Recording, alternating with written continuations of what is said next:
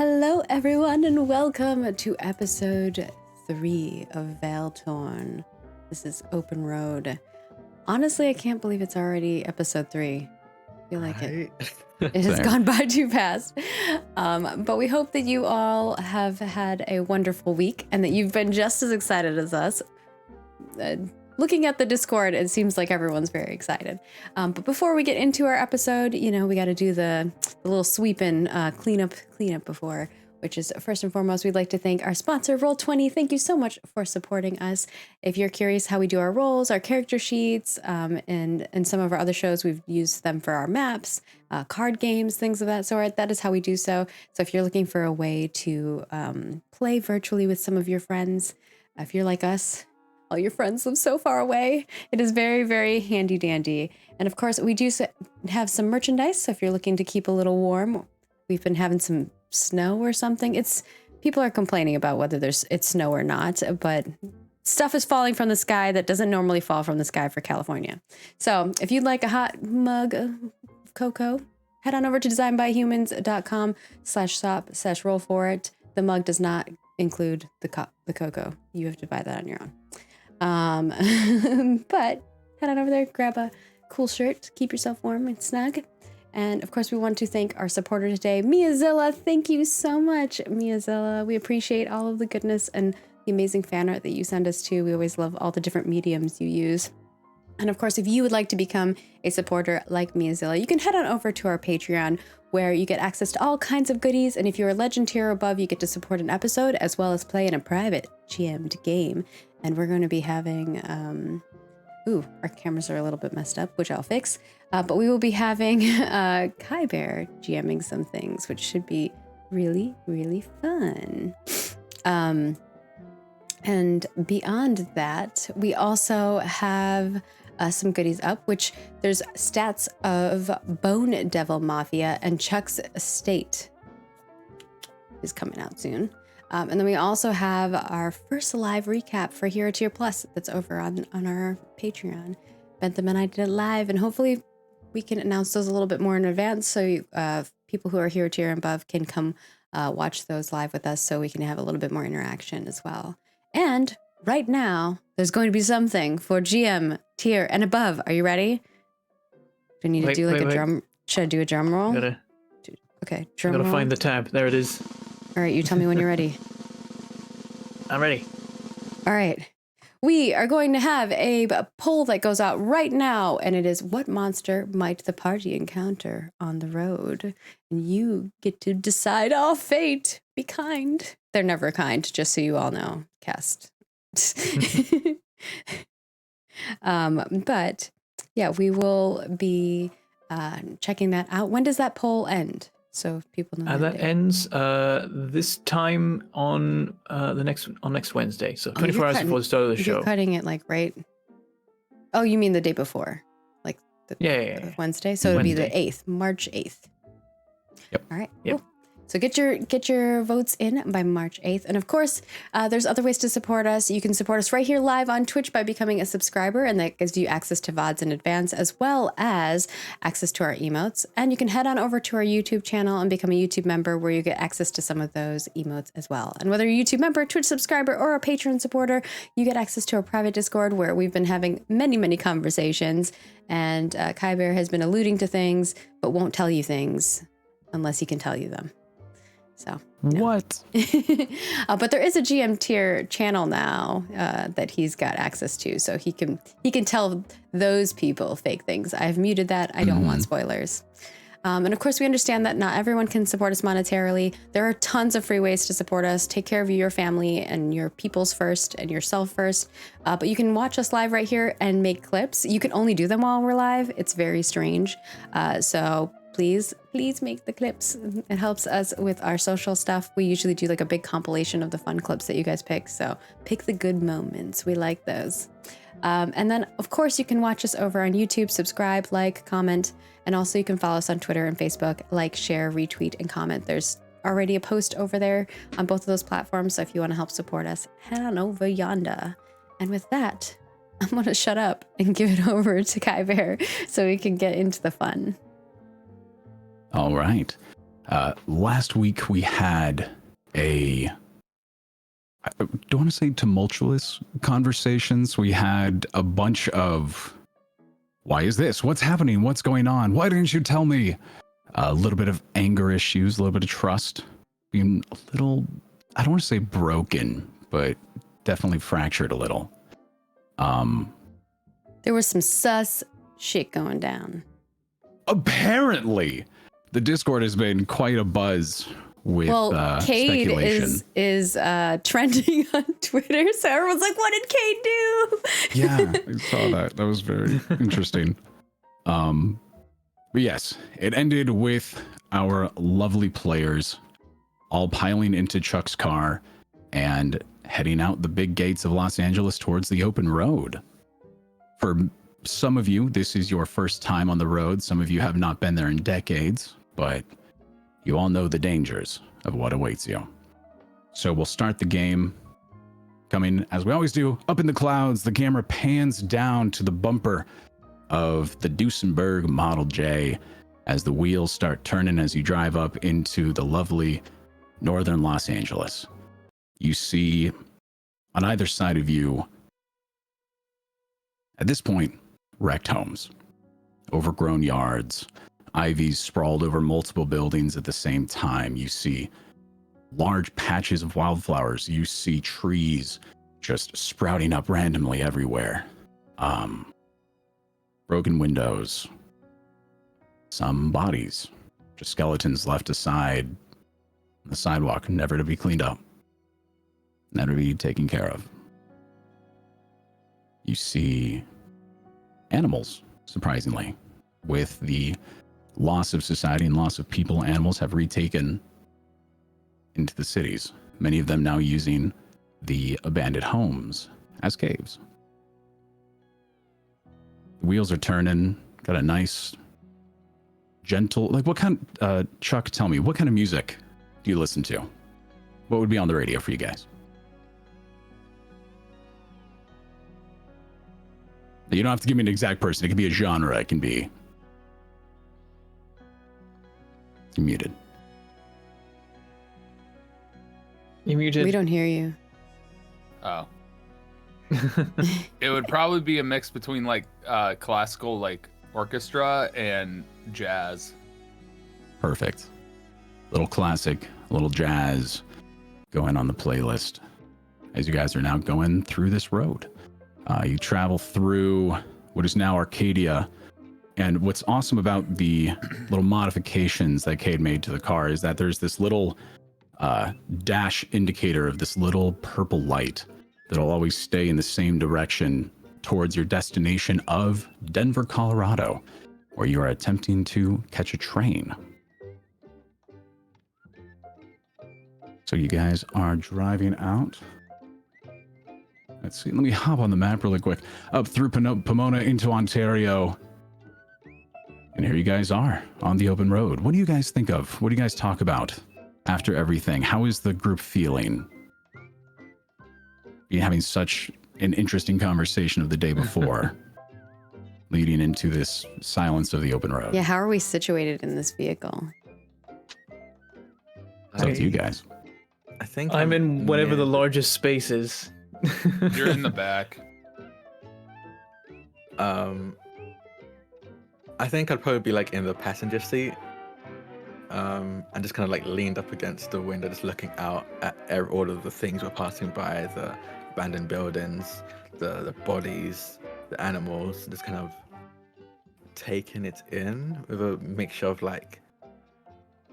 excitement, because I've never been outside of the walls, but also kind of nerves and maybe even dread, seeing all of these long deceased bodies and very clear signs of life that once was no longer being the case.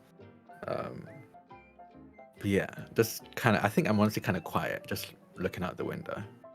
I think Kyoko is, I guess if I'm sitting in the back as well then, because if they're sitting... Imagine you're like wedged up next to me.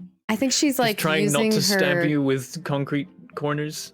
I think she's using her tails kind of as like a cushion, like a pillow cushion behind her head. And just kind of just being comfortable. And if she notices that Azu is feeling uncomfortable, she might speak up if that's something that can noticeably see or not. I don't know if you're like hiding that. No, I think Azu is very bad at hiding most of his emotions anyway. So no, I think it's very clear on their face. I will also let you know that between the front seat and the back seats, because there's 2 back seats that kind of face each other, there's like a little door that can open and a sliding window that's obviously open. So you have your front seats wall-ish, back seat facing backwards, and then seats facing forward? Correct. Okay. Okay. Very spacious. I like it. There's a little door from the front to the back. Mhm.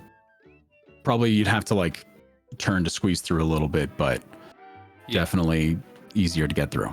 Okay. But yeah. Kyoko, as you are relaxing and trying to enjoy the ride and be mellow, when you look outside and you see your first skeleton, you see the first decayed body, it just hits you of the humanity that was lost, and you see these fragments of lives, families walking hand in hand, kids on bikes, dogs running around. There's a bit of a flash, and you see a battlefield of dwarves running up and smacking a warhammer into a human who had a gun, then human on the ground shooting into the dwarf as he's going and finishing the job. You see the conflict that happened right after the tear between the new races and the old. Just these fragments, just these little things. You get these, pockets of information here and there from seeing the history of the world. So I don't know if that would make you want to stay within the car more. Something along those lines. Yeah, I think similarly to Azu, she's also feeling emotions, less of like excitement and concern and fear of like anxiousness of like what's to come, but a more of a sadness of what's happened. And I think she'll just kind of take a deep breath and looking up at Mintala, she just gives him like a good smile and says, "Well, have y'all played any car games?" Time to time, but I tend to mess them up. Well, I'd love to hear which ones you like playing and how you messing them up. Holds up like the hand made of glass shards. Yeah. She sees that and smiles and like looks back at kind of like where your chest is again, but then back up at your face. Sometimes I'm a little through. Did you say car or card games? Car. I mean, I thought you I'm said driving by card. myself. Well, like, I Spy. No? I played I Spy with my mum's. Oh, see, at least card, someone is cultured in this car. Do you want to play? Well, it might lighten the mood. Seems like everybody's a little tense in here. I mean, yeah, I'm down. I'll play. All right, you kick us off then. Oh, okay, yeah. And I look out the window, and okay, I spy with my little eye something beginning with H. Ooh, a house. No. All right, one of you guys guess. Home wrecker. This is a human thing, isn't it? It's not. Home No, wrecker? I don't think it's human at all. Really, no. Or do you mean the game? The guess. game. The game is probably. Unless the answer is human. No. No. What did you say, Chuck? Oh, I said home wrecker. Home wrecker? Is Yeah. anyone here a home wrecker? Kyoko Depends smiles. on the meaning. Well, that wasn't what I was thinking of. My creation did wreck parts of a home. Yeah, no, I'm pretty sure I can see remnants of that literally in you. Yeah. No, that's not the thing I'm thinking. I'm looking outside. Kind of like face the wind, like outside. It's All outside. right. I'll take a guess again. A horse. No, I don't think I've seen a horse in person before, though, actually. Chuck, But no. make me a reflex saving throw as you are driving.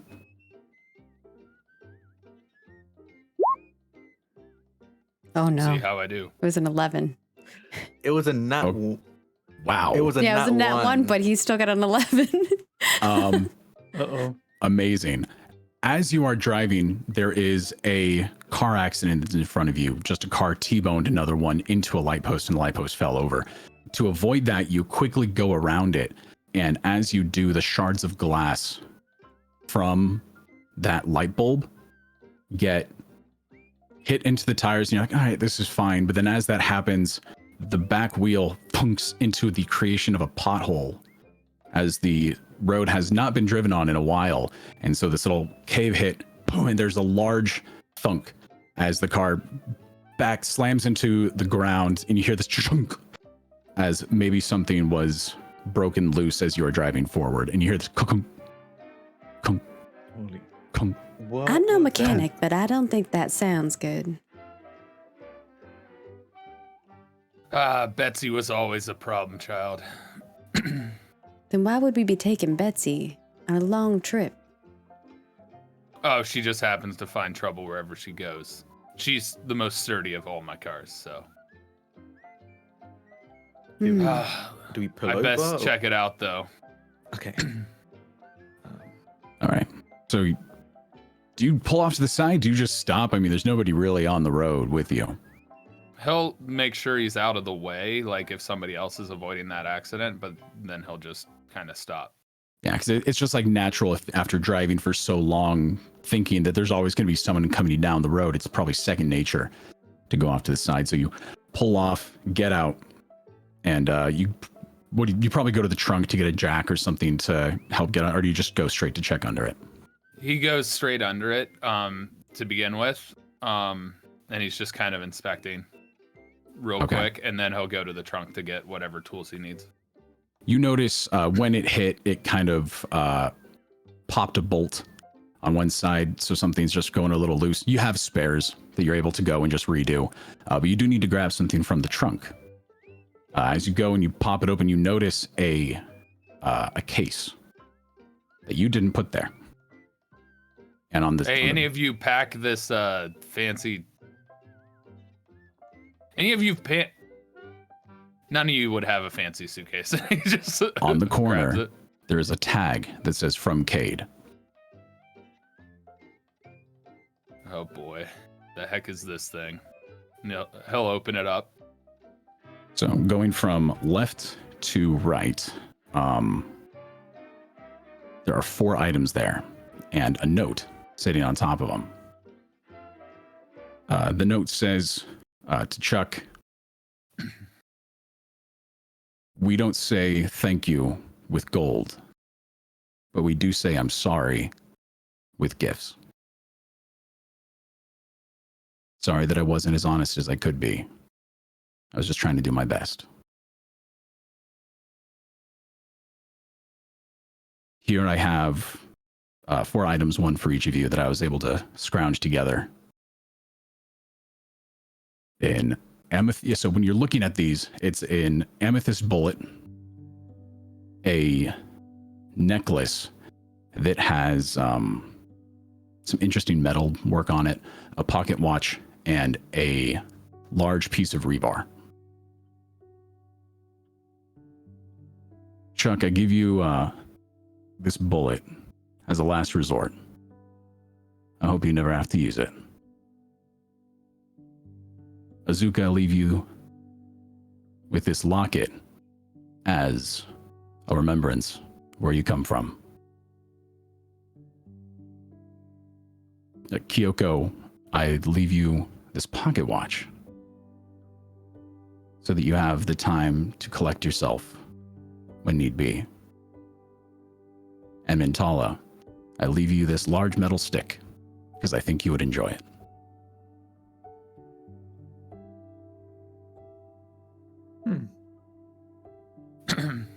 Kate will, Chuck will walk up to the side of the car and knock on the window next to where Mentala is sitting. I will roll it down carefully. Oh, you can get out. Figured you want to collect more sand, seeing as you're made of it. Mentala will get out. You reckon it's probably going to take like 20 minutes to really fix everything. So if anybody would like to kind of get out, to not be sitting for this time. While you're sorting that out, I'll keep an eye out for trouble on the... Azu, was the answer Horizon? Yeah, it actually was. Got it. I've never really had nicely much of a done. horizon within the walls, so yeah. I like that. Anyway, Fantastic. there's a case in the trunk with something for each of you. Kate apparently left it. He's trying to win us over. Gifts aren't a way to make change. Apparently So- that's how he says I'm sorry. But also kind of annoyed at how he snuck it into Betsy without me knowing. Not gonna So say if you no to guys would Teresa. like, you can check your character sheets where I've added items for all of you. I see that. Mm. Very fancy pocket watch.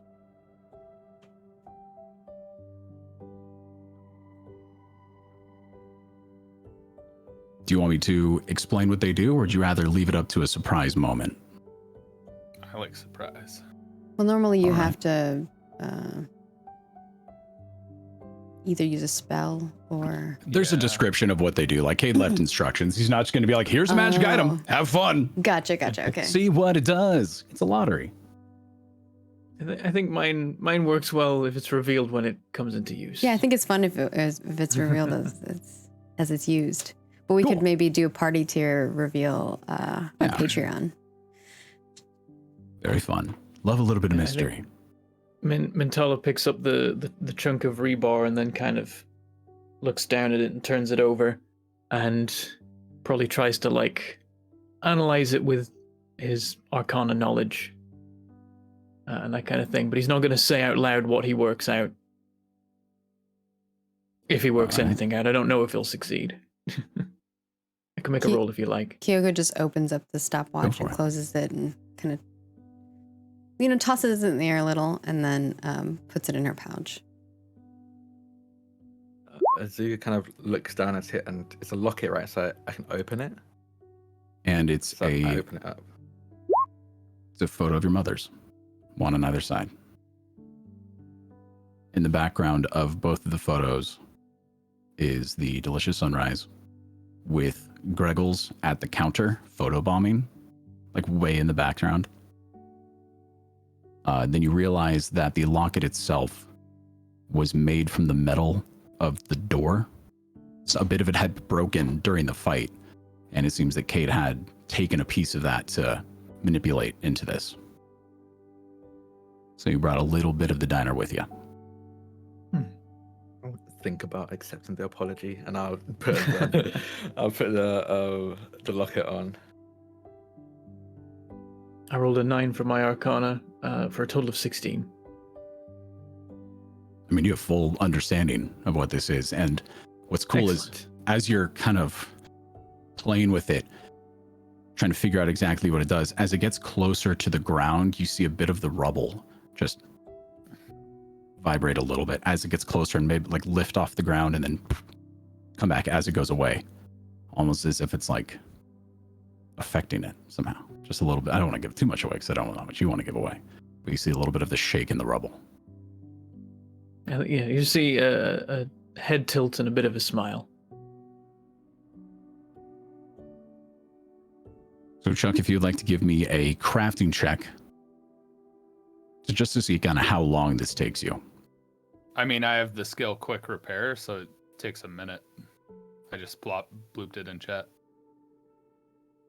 I'm gonna say that really, like, if the wheel is off and shattered, I don't know if a quick repair is going to be perfectly applicable.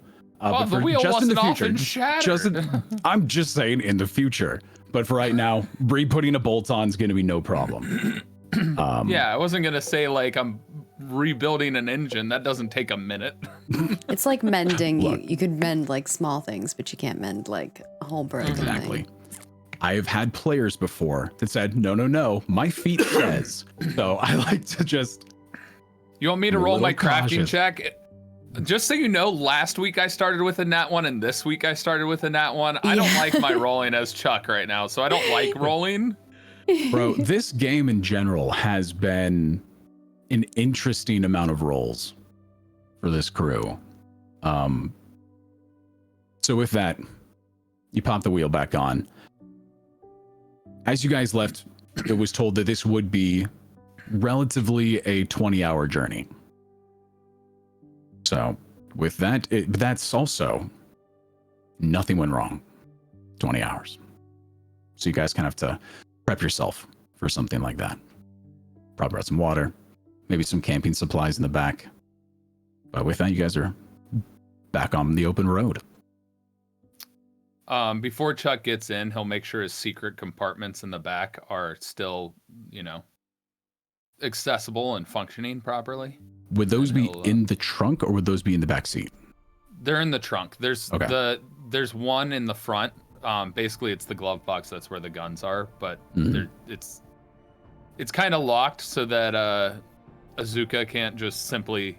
Oh, it well, open. look at these! What's this? Boom. Okay. Kind of like Luke Skywalker from Star Wars. It's like, what's this thing do? Just stare at the right barrel. down the barrel of it. Yeah. Yeah, I imagine it's some sort of contraption where it kind of like pops up in the middle console where like your arm would sit. Where you got like a Furiosa, you need to do like a cut, like you need to hold the windshield wipers and try to do it at the same time so that only you know the combo to like really lock it open. Yeah. Okay. Well, with that, you guys are back out and on the open road. All right, I got one. I spy with my little eye.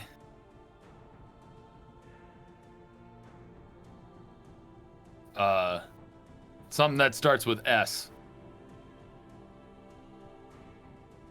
Sky. No.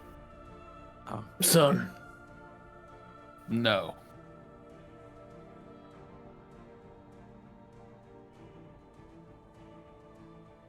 Is it more of an abstract concept like a homewrecker?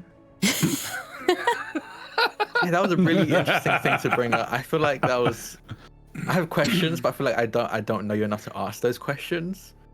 Oh, I was talking about Mintala back there because he's got all the pieces of a home. He's a home wrecker. Oh. Oh, you did Okay. read me, okay. Okay. Well, let's see. Sand? Close. Oh, darn it. Stone? Yeah, that's the one. I should have guessed that first. Yeah, no, I would have thought that would have been your guess, honestly. Yeah. Intala, roll me a perception check. Okay. That is a nat 1.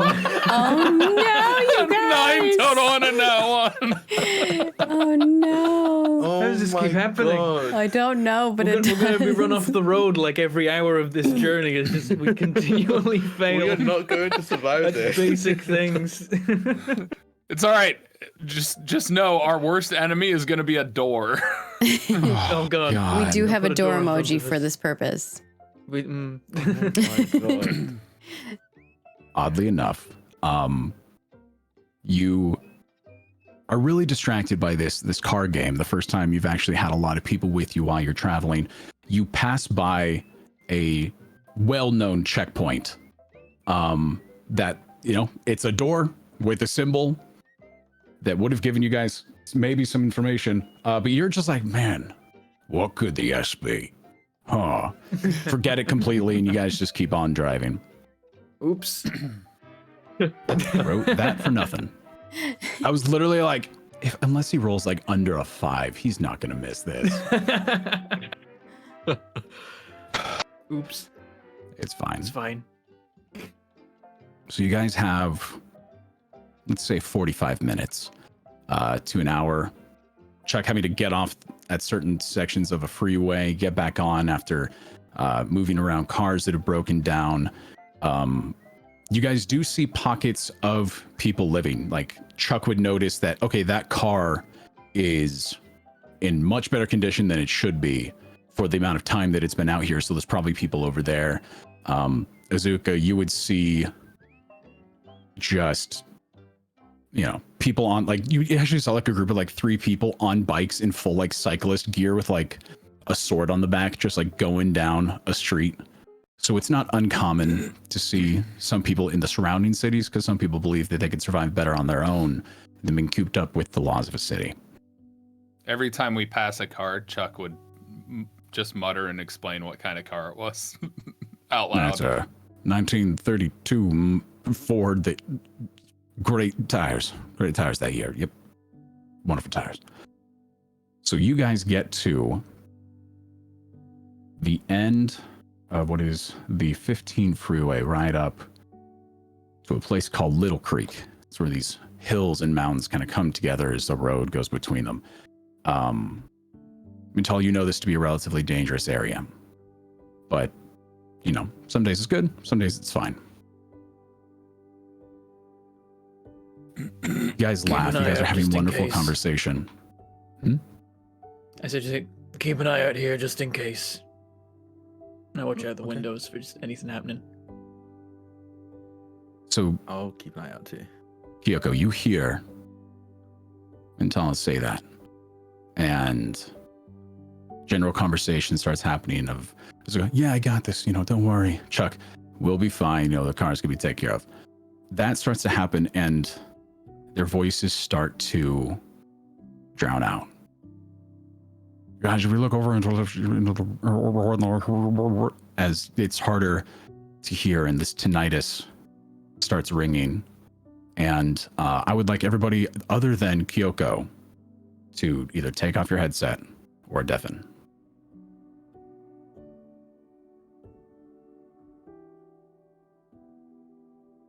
Let me make sure.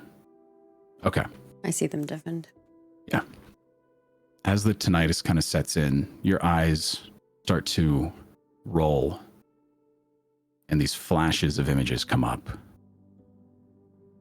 Chittering, screeching, tires dragging against the ground.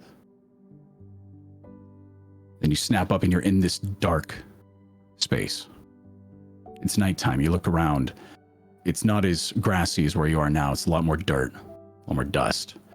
You look and you see a mechanic's shop next to a gas station. And you see Chuck on the ground in a pile of tires, dead.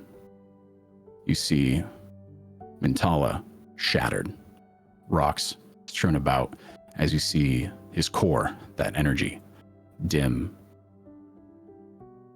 and finally dissipate. And you don't see Azuka anywhere. And you look down and you just see this blood start to blend into your clothing and drip down your body. And you hear, well, thank you so much for bringing me my master. And I do hope next time around that we have a much better occasion. And then you snap back to reality as a nosebleed starts. Everybody can put their headset back on. I'm back. As this is happening and Kyoko pops back into reality, you look up, Chuck is screaming back, gun out the window, bang! You see Mentala's over looking outside the window. You see Azuka is charging up a spell as goblins have attacked the car. and on these little motorcycles behind you, chasing up, trying to hear this as they're chasing and catch up to you. I need you guys to roll for initiative as you are being ambushed. Uh-oh.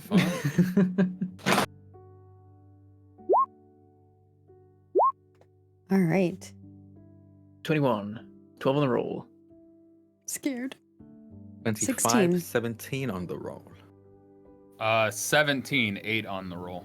Actually, I accidentally rolled a What was that, Kyoko? deception initiative, if that matters. You lied about it. Kyoko, what was your roll? 16. You might have to switch to perception. Okay, and Chuck, what I was think yours? it means 17. I think my 21 should have been a 20. If it was perception. All good. So first up, we have Azu, then we've got Min, then we got Kyoko, and then we got Chuck. Then the goblins' turn. So you see about 5 to 6 goblins have, as you're going through this pass, ridden down the mountain. And they are like, what is it? They're on the lights of the third day, just charging down. One of them has a little dog that is riding into battle. Its head bobbing up and down as the dog is like just, going full bore under it. You have one that's on a bicycle, just pedaling as fast as he can. You have another one on a motorcycle that's putting off just a ton of exhaust, just on the way down, and they're charging. And you will meet them in roughly 20 seconds as they are going to pass in front of you. There are 5 of them. So what, they're in front of us right now? Yeah. Okay. How far away from us at the moment? I would say 120 to 180 feet. Okay. The ones within 120 feet, I'm gonna And I'm saying that in like the theater of this. You guys are going to act as they come into the range of what's about to happen. So if you want to do like a range spell, you can wait until that moment. It's up to you.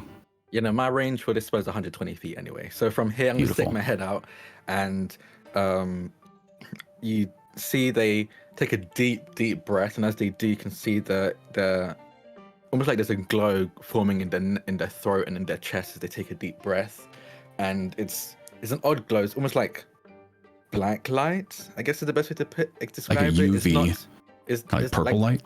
Yeah, like a purplish black light emanating from within their throat and chest.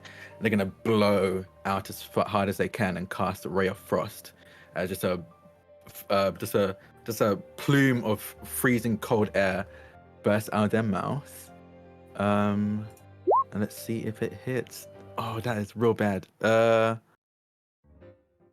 was gonna say you could aim for the ground. Is it a to ride 7 for motorbikes. attack? It's a 7, so that doesn't hit anyway.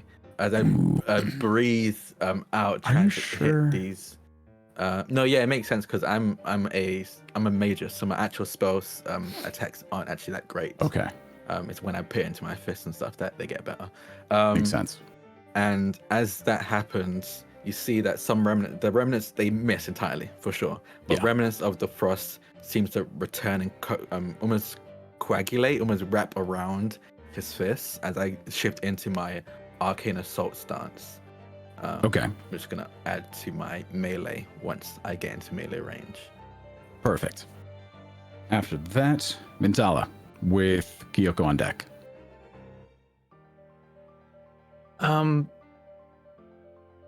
So these guys are moving at speed.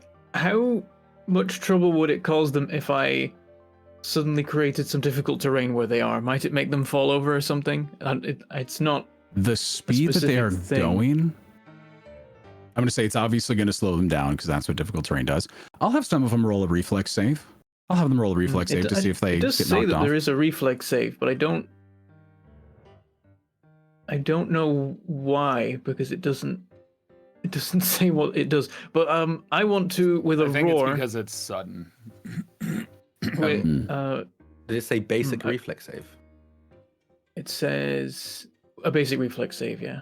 Yeah, so there's in Pathfinder, basic is like there are different types of crits, like successes and successes, depending on what the spell is. But basic is one that kind of is an umbrella term for most of them, which is If they save, they take no damage. They take half damage. If they fail, they take full damage. If they crit fail, they take double damage, essentially. Okay. Okay, right. Yeah. Just a safe. And way usually you to have to go, basically. confirm that you crit too. So it's like, oh. Yeah.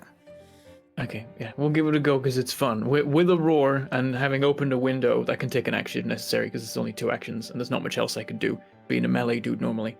I cast the cantrip Scatter Scree out of the window. What does that do? God. Which I roll absolute garbage on if the roll matters, but I evoke a jumble of rocks in the area. The scattering rocks deal bludgeoning damage equal to 1d4 plus my spellcasting ability modifier. Creatures in the area, basic reflex save. The ground in the area becomes difficult terrain for the duration. The duration is 1 minute, the range is 30 feet, and it affects 2 5-foot cubes that are next to each other. So I pick a spot that like we're not going to go through, but they're going to go through coming to us, or maybe the 2 of them are currently in. Okay. And just launch pebbles at them and just scatter them all Fantastic. over the area they're in. So you do 9 damage, or you do 8 damage with what you rolled plus all of your modifiers. Oh yeah, that's the damage roll, not the... I was thinking that was an attack roll for some reason. But yeah, I don't think there is an attack roll. It just does the thing. Exactly. Yeah, so I'm going to so they roll have their to make a reflex save, which is pretty good. Okay, so they're... I'm assuming a 19 plus whatever. Something is already gonna save. Yeah. Yeah, probably. I don't. What's It your doesn't what's your matter. spell It save? does matter. It's saying it's 14 on the Perfect. So they take... thing. It depends. Is it? Oh, that is a crit Oh, success. but my... so Then, take because no it's damage then. above a 24. So on a critical It would success, be your I'm assuming... spell DC if that's what No you're looking for, damage, yeah. Bentham. My So it'll spell be on your- DC is 19, but that still means a 19 does the thing, I guess. Okay. If your spell save is 19, that means they just succeed. I'm Yeah, guessing? then they don't crit succeed. So they Okay, take half perfect. So they'll take half damage. So Ah, right, half of okay. 9 rounded down, they'll take 4. So 2 of them going to take 4 damage. The one on the dog and the one pedaling really fast on the bike, you hit one of their shoulders, instantly dislocated, and you see this guy's just his arms now just like flopping back as he's trying to hold on with one hand to this bike. And you actually hit one of them in the head, the one that's riding the dog, and he's just kind of like knocked out as the dog is now jumping forward. So he looks kind of like a rag doll strapped to the top of this thing, running towards you. Beautiful. Anything else you want to do? I think that's me for now. Awesome. If anything gets close enough to punch, then by all means. They might. Chuck, it's on you. All right, I'm looking at piloting rules because I'm obviously driving the vehicle. hmm And there's stuff about piloting checks that I hadn't looked at before. I'm going to say if you take an action on your turn to make sure that you are driving proper. Well, there's and- actions like run over, stop, reckless piloting. Okay. Sure, if you'd like to do something like that. Yeah. And then if you drive, you can double the speed of your vehicle. So I might just drive, increasing the speed of the vehicle. Okay. Then with that, And that takes 2 actions to increase. It's twice its speed in a straight line. okay. We don't really have a speed for your car, so we can kind of work in the abstract of this. I want to say you get it to the point where they were kind of trying to cut you guys off as you were gunning towards it. You gun to that moment of like they're not going to be able to get out in front of you. They are going to have to do like a reflex save to be able, or an acrobatics to be able to leap onto or try to get to a car in some way. Is that okay? Cool. You still got one Works for action. me. Oh yeah, my final action. I don't know what I would do. So we're I just gonna. suppose to trigger my guns being lifted out of the middle console. Awesome. So you now have whichever gun you would have in the middle console ready to go in your hand. Yep. Cool. I skipped Kyoko. Kyoko. You went before Chuck. How far away are they now? probably. So here's the thing. You went before, Chuck. Are you okay with us doing it as? Because they would be closer now. That's fine. Cool. Then they are within 30, 40 feet. Okay. So still 30, 40 feet. Yeah. Then what I wanted to do would not work. I think. But this one will work. I think Kyoko smiles. She looked like really distraught at first because, she just came out of this vision and then all of a sudden like gunfiring is happening. And she pulls out the stopwatch from her pouch and flips it open. And she's going to cast slow on the creature that is within 30 feet of her. Perfect. So the one that would be ahead is the one that's like on the motorcycle. Definitely has like the most armor on him. He's like, just going down. What is the? It's going to be with your class save. So this is a fortitude save against that. And my spell DC is 19, but this says saving throw DC 14, so I'm not sure how that's. Yeah, you might. Let's see. We might have to alter. Either way, you rolled a 4. Yeah. Crit fail. Oh yeah, 100%. Trying to see if there's a way we can add like trained to that spell, but we'll see what we can do after that. So that's you said it was a 19. What's your spell save? My spell DC says 19, but this says 14. Okay. Then we're going to go with your class 1. Okay. So with that, they roll just a 9, so just below crit fail. As he's about to come up, man, what would a crit fail be on a slow? Because it's not a basic. It's not. What is the effects of a critical failure? Critical failure, the target is slowed 2 for 1 minute. Okay. This actually works perfectly. The goblins are right after. So that's 2 actions if you wanted to do another one on as your last. As this goblin is running down, just screaming, tongue like wagging out of its mouth, you see it goes, as he's like trying to now slowly, you can see even his armor bouncing up and down is in slow motion as he's going towards you, as this like ripple effect of time around him is keeping him slowed. Yeah, basically he can I don't know how many actions that goblin had, but now they have 2 less actions on their turn. Perfect. For the next minute. And then I think Kyoko is just going to look to Azuka and say, "You need to keep your calm, kid." Okay. Yeah, no, I'll be fine. And she has like a very serious look on her face when she says that. Like she's seen some shit. I will take that as a help action. And if there's anything that happens that you need to like roll to save against an enrage, roll for a will save or something like that, you will have a +2 to it. Okay. All right. And I think Kyoko is just going to keep an eye, look around. Just, if she sees anything that looks off, share that information with them. Roll me a perception check. All right. Perceive. 20, not a nat 20. Beautiful. Up ahead, you do see 4 more goblins coming down the other side of the ravine. More of them on actual vehicles this time. There's actually a buggy with 2 goblins inside of it and 2 motorcycles coming down in front. So another 100 feet ahead on the road. Yeah, Kyoko will relay that information to all of you. Perfect. With that, the other goblins are not really an issue right now as they take their turn trying to get closer to the road. The one with the dislocated arm is going to try to jump for your car.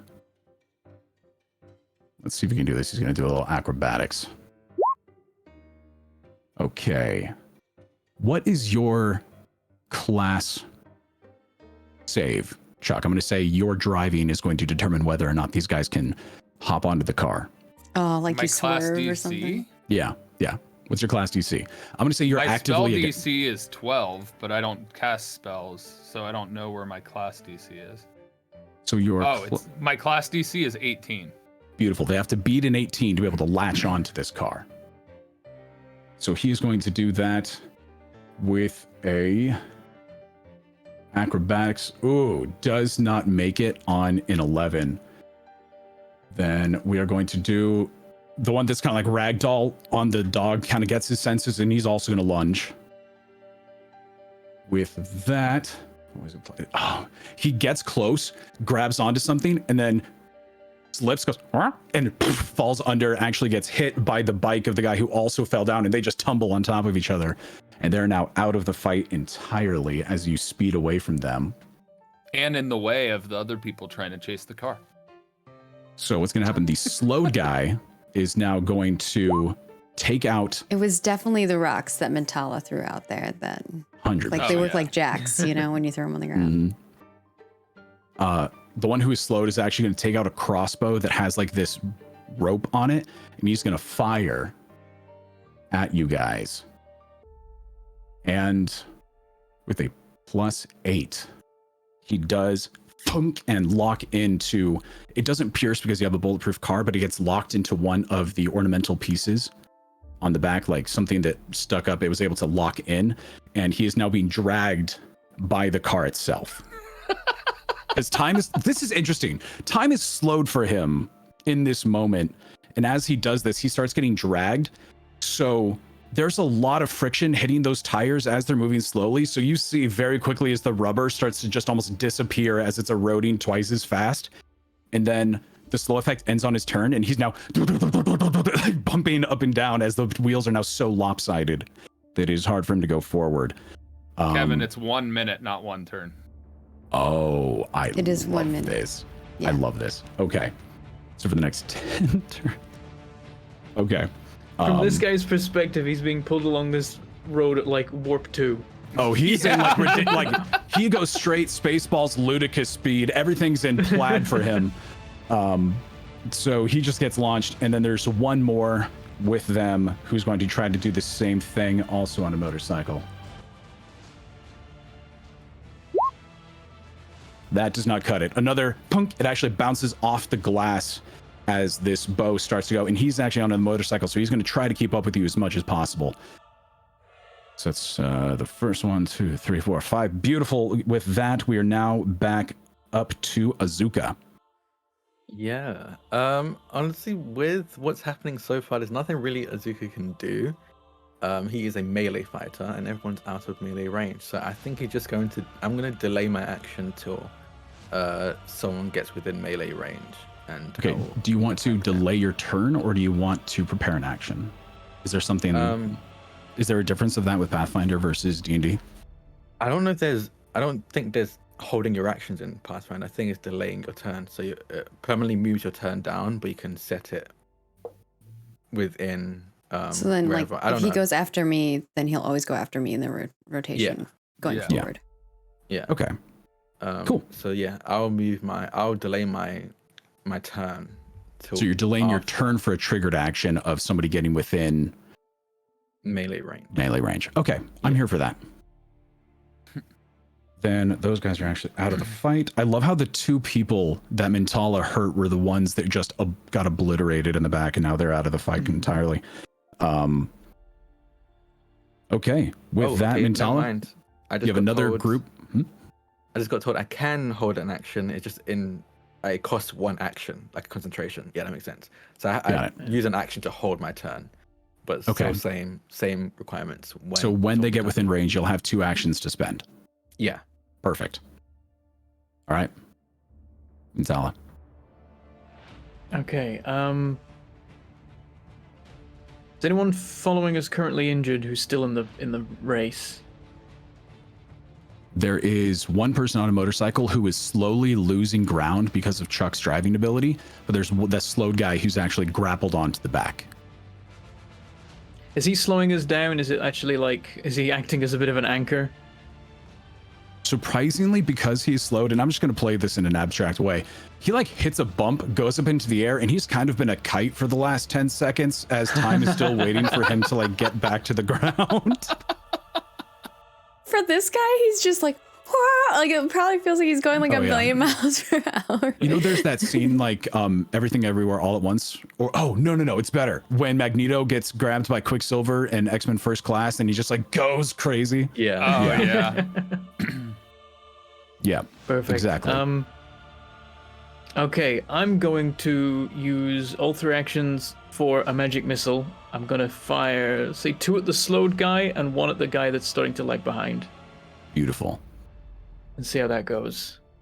I'm gonna have to hit this 3 times, or it might just. Yeah, I think I gotta hit it 3 times. So Okay, we'll send just a dart boop, of boop, boop. force, shrinking target. You see, each additional action you So use when there. casting the spell increase the number of missiles you shoot by 1 to a maximum of 3 for 3 actions. Okay. So it's 3 and 4 for the slowed guy, and 2 for the guy And that's this just starting to lag happens, behind. right? I think so. Magic missile is always magic a weird missile. one. You don't need to roll. Perfect. It just I love magic happens. missile. So the damage on the guy who's fallen, not the slowed one. How much are you putting towards him? 2? Not the slowed one. I was just hitting him with the 3rd and final one, which is just 2 damage. Okay. So the guy who's trailing on his own motorcycle, slowly leaving, just, what do your magic missiles look like? Explain that to me. Paint me a word picture. Yeah, the I got form would be something. interesting. So yeah, I think. Well, I know how they would be cast. It would be kind of an awkward thing. I don't know if can I open the door and hang out at the door? Is that a good idea? Yeah. You could do Totally. Yeah, I think like as they're behind. Depends The on door if you can swings hold open. the door. I also If feel you like go flying your out. form is a little flexible because you are still a medium creature, even though you are really big. I take that as you have this kind of amorphous style of existence where you can kind of squeeze like a section of your body through and you like pop out and it's just like a little cinched waist, maybe. Like it's really however you want it to be. The car The- becomes the- part of you now. The gravel Just flows a kidding. little bit around the corners to like Yeah. make things work. But I think like hanging out, like one hand holding on inside and hanging out, and then like they fire out of the heart, just pew pew pew, and Perfect. the form. I think they sort of have a sort of magical wispy quality. They kind of like they don't go straight there. They kind of like flit around and like swirl and dance a little bit, but like zone in on their target, just like a pew bing. So you lean out, chest starts to radiate and glow bright. These little darts spin out, radiate through the air, spiral, going towards the slow person. Then one of them spins away and hits the one behind, damaging and started making his arm bleed like crazy. And I love the thought of as the missiles hit the slowed area of time, you guys see this thing happen just so slowly as these missiles hit, cave in his chest armor, light up his chest, and this is blown up in slow motion from the inside as you see like a rib cage and bone and blood start to explode, and then he's gone. As the spell no longer has a target to hold on to, he just mists. And it is now Kyoko's turn.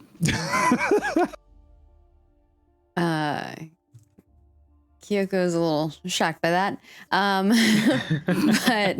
But she actually pulls out of a bag a crossbow and hands it to Zuka. And she's like, you might have better luck than I will with this.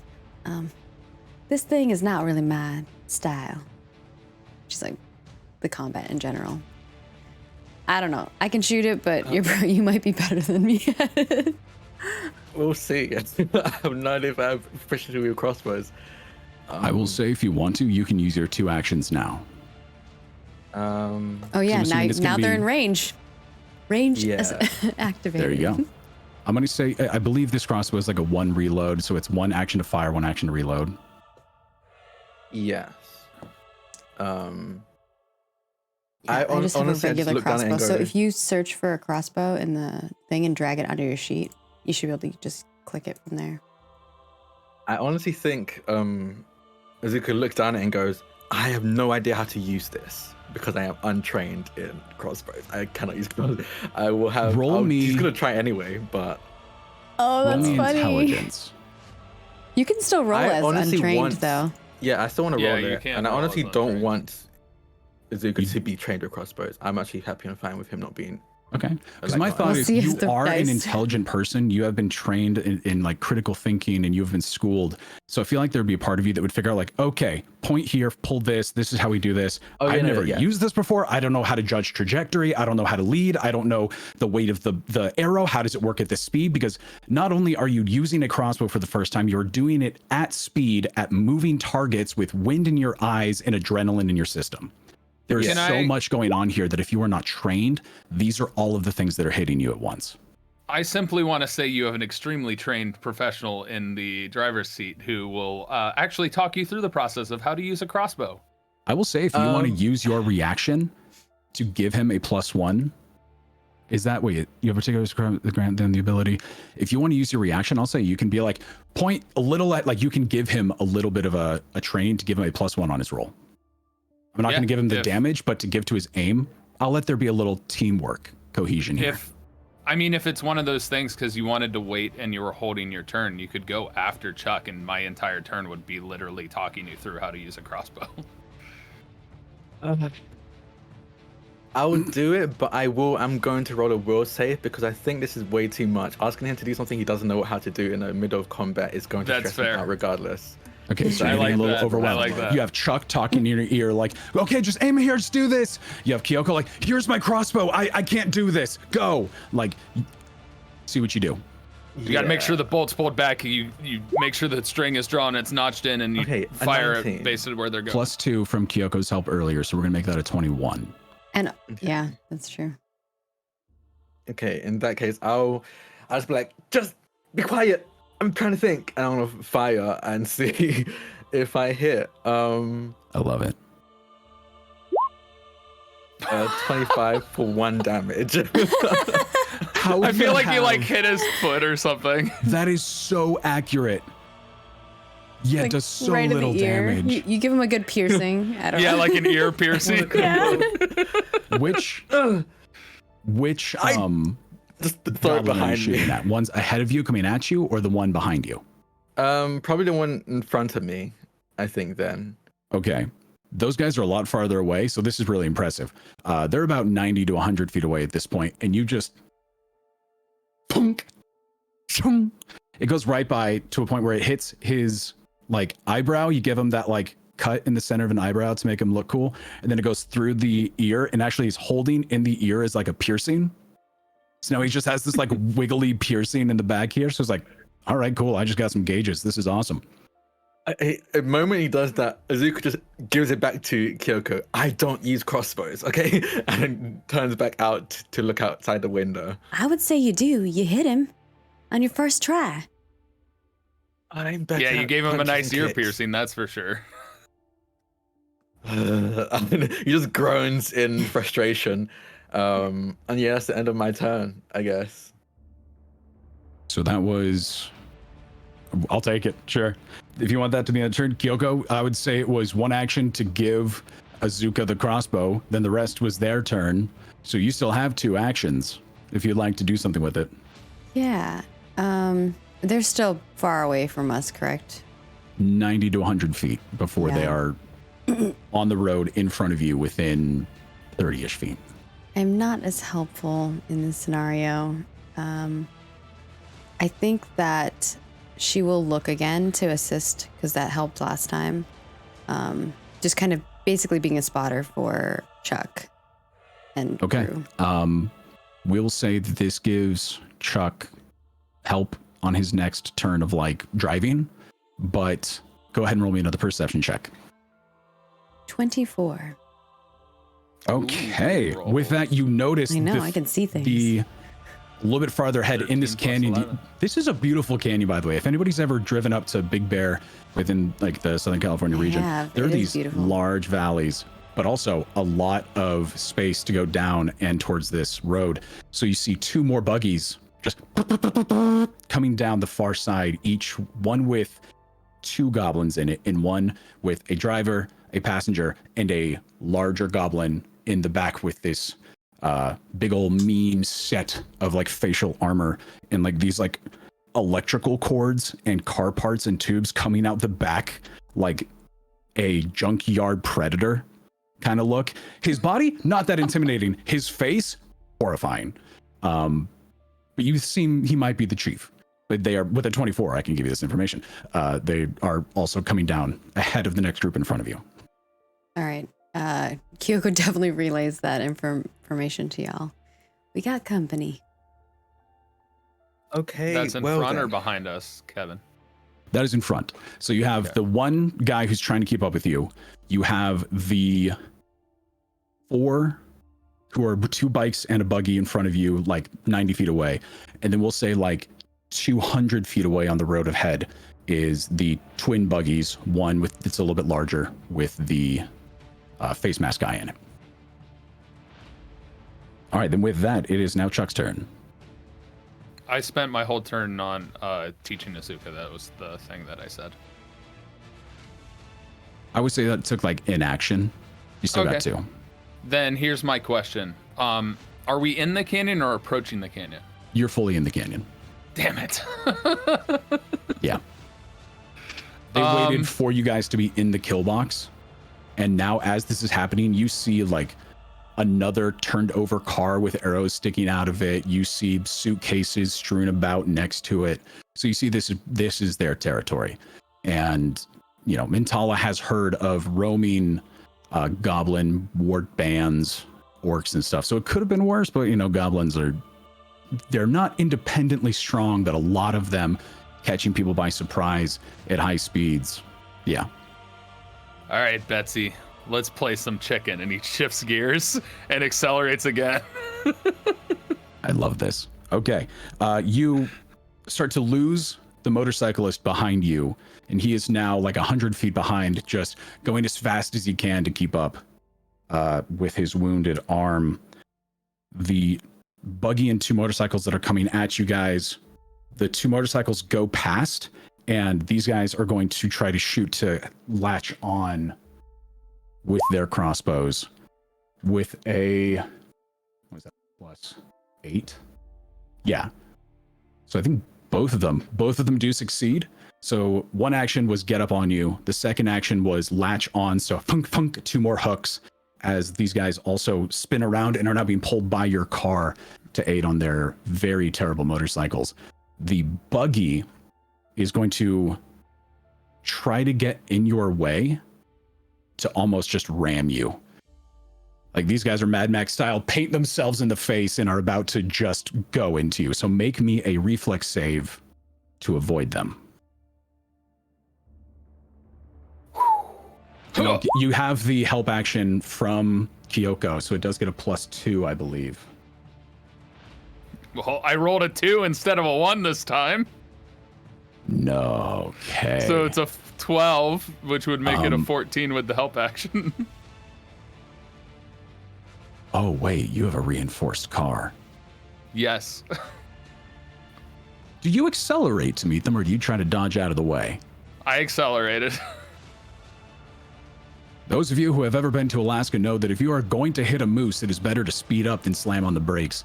So Chuck, seeing the moose in front of him, speeds up. Roll me, I guess going at this speed, meeting something like that, everybody in the car make me a fortitude save to avoid getting, like, falling over and taking some damage. Chuck, I guess roll me 4d10 damage. I rolled a 22 for fortitude saving throw, 13 on the die.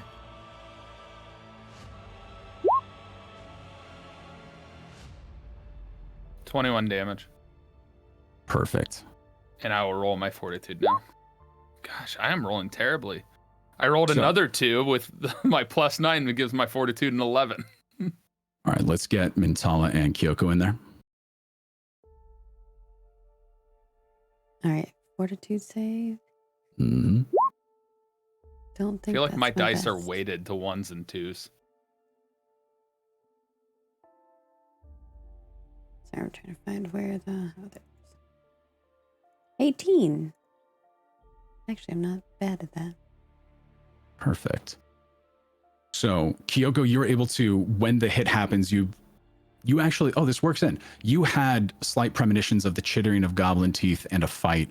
So you maybe saw this moment coming and you're able to brace yourself before it happens and you are not knocked down. Azuka is able to easily hold their position. A lot of off-balance training done with Cade and getting hit by random stuff. You're able to hold your own. Chuck, you are launched forward.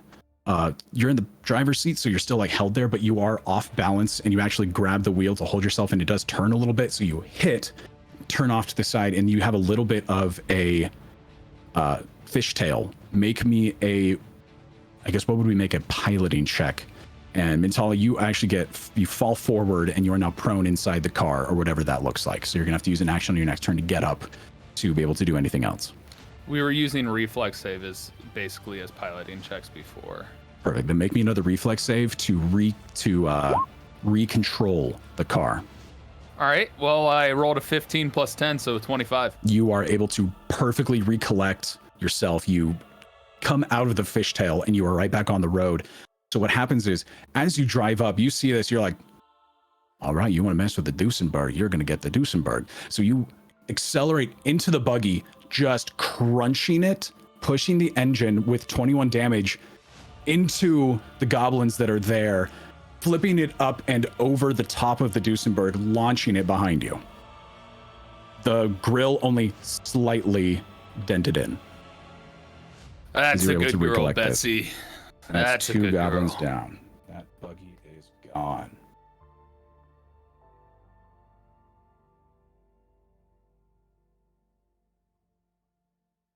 Okay, with that, it is the goblins.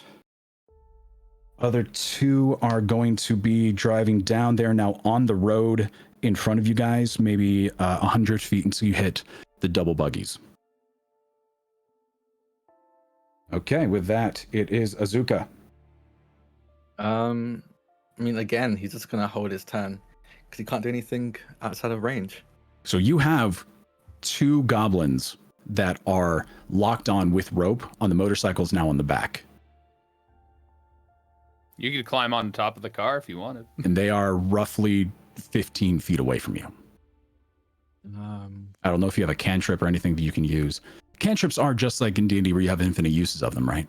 Yes, yeah, but as with my class, I don't prioritize my spellcasting modifier because I don't need to. I need to prioritize strength or dex because of my weapon attacks. Gotcha. So again, I'm still going to just hold my turn until they get within range. Well, I'm going to hold my turn until those two get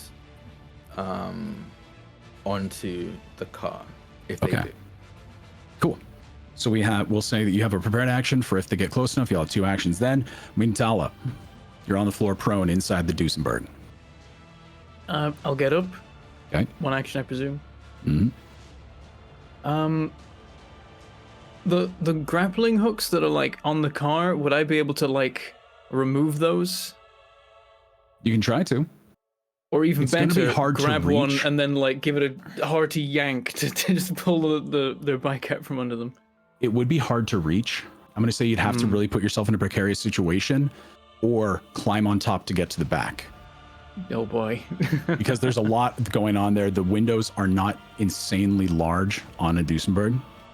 I might just stick to what's working so far, which is hurling spells at these guys. In which case... the two that are following us 15 feet behind, are they like next to each other in like adjacent tiles? I would say so. I'm gonna do a Scatter Scree again because it's fun. All right. Go for it. Is that another Damage roll one was on a bit damage? terrible. Yeah, a 1 and a 2 on 2d4. So here's the thing. Luckily for you, goblins, especially level 1 goblins, don't have a lot of health. So we're going to do a save. 9, so that is a failure. Barely. My spell DC is 19 apparently, which might mean that it's a... Okay, so both of these just fail normally. So they're going to take full damage, 7 apiece. Describe how you want to kill these guys. Nice. How does the harpoon thing work? Is it like something attached to their bike, or are they holding it? They have these How does crossbows with like rope on it that they then pull them. It's not super technological. It's really just a crossbow with rope. that- Okay, I And the think arrows are more hooked.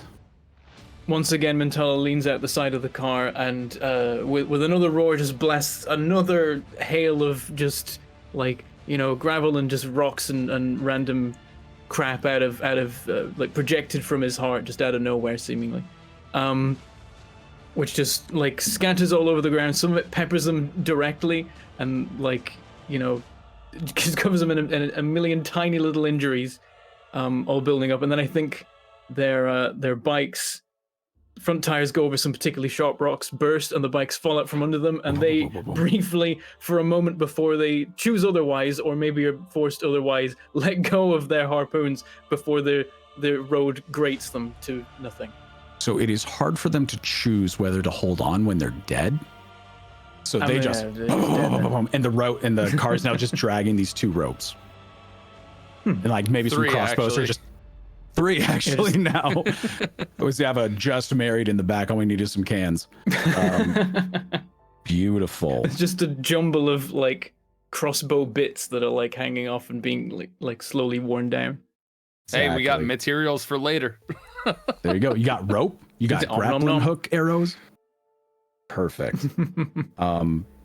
Actually, one of them was the one that had the piercing, so he died extra. Oh, That's beautiful. He would Alright. have been so cool if he'd survived. Right. Okay. So with that, you got the 2 buggies coming at you. Just massacred, says Chad. So here's my thing. You guys have gone up against the Bone Devil Mafia, which was a survive this fight. I like to show that you guys are pretty capable fighting a large group of not like terribly weak, but decent monsters. Not everything is just going to be like all right, try to survive. I just like people feeling powerful. So with that, buggies are coming into range. You see the goblin on the back pulls out this like weird scrap metal pipe, and he has like a little wick on the side, and he's going to hold it forward and just lights it. And going to use a little scatter gun. Great. These rolls killing me. It's wonderful. At least I'm not the so- only one rolling terribly. That's an 8 on the dice. So Mintala's hanging out the back. Does a 16 hit Mintala? No. So- DC 17. Oh, love that. You see the masked chief pull out this really rudimentary boomstick. Bam! And Mintala, you feel as like a bullet just like ricochets off a section of the reinforced bed that you slept in from the tower. Ah. The steel just bounces it right off, and you go, oh. No damage. With that, we're back to Azuka. Yeah, no, still can't do anything. So I'm just gonna wait to hold my turn. Okay. Mintala, back to you. Already? What about me? I went straight from the top because we had the chief go and everything like that. That is on me. I'm gonna say, I just did my cool thing. It's someone else's turn. I'm like, I You're haven't right. gotten to go this round. Kyoko, it is you. I realized just didn't know what if I did. was going before or after the chief. See, after Azuka and Yeah, Mintala mine had gone, was I just realized that I never did the chief. So I did that really quick. I thought that then put us back to the top. Now we're back to Kyoko. That's on me. All right. No one's close to us, right? They're all still pretty far. They are, I would say 92. They just had their drive in. Let's say they're a solid 45, 50 feet in front of you guys. Okay. Something. If I can cast something at 120 feet range in a 15-foot cone, does it still like? Is that the whole 120 feet in a 15-foot cone? Yeah, That seems like a lot. it is, but that is also what it is. Yeah. Okay. You All have right. something Just that making is a sure. I want to 120-foot understand. cone? I guess it says 120 It's foot 15 range, feet and then the area wide, is 15-foot 100. cone. So I was trying to understand before I cast that I understand Go what for that it. It means. sounds like you then pick a point within 120 feet from which a 15-foot cone. That's what it sounds like to projects, me. So that's why I'm trying to make it. I'm trying to understand. Which is fascinating and very Which cool. spell is this? Yeah, if you put a spell, it might say specifically what. Well, Yeah. I didn't want to share because I think it's kind of fun to like. Oh, you want okay, to sure. surprise us? Yeah, Secrets. it's more of like a. But I will share it with Kyber so he can look at it. hmm And tell me if it reads to him the same way. Because that's how it reads to me. Now let me go to you. But if that's not how it works, then I can't do it. Or maybe I can. Can you I don't know. make it big again? I don't want to click something wrong and put it into the chat. Oh, yeah. Make it big.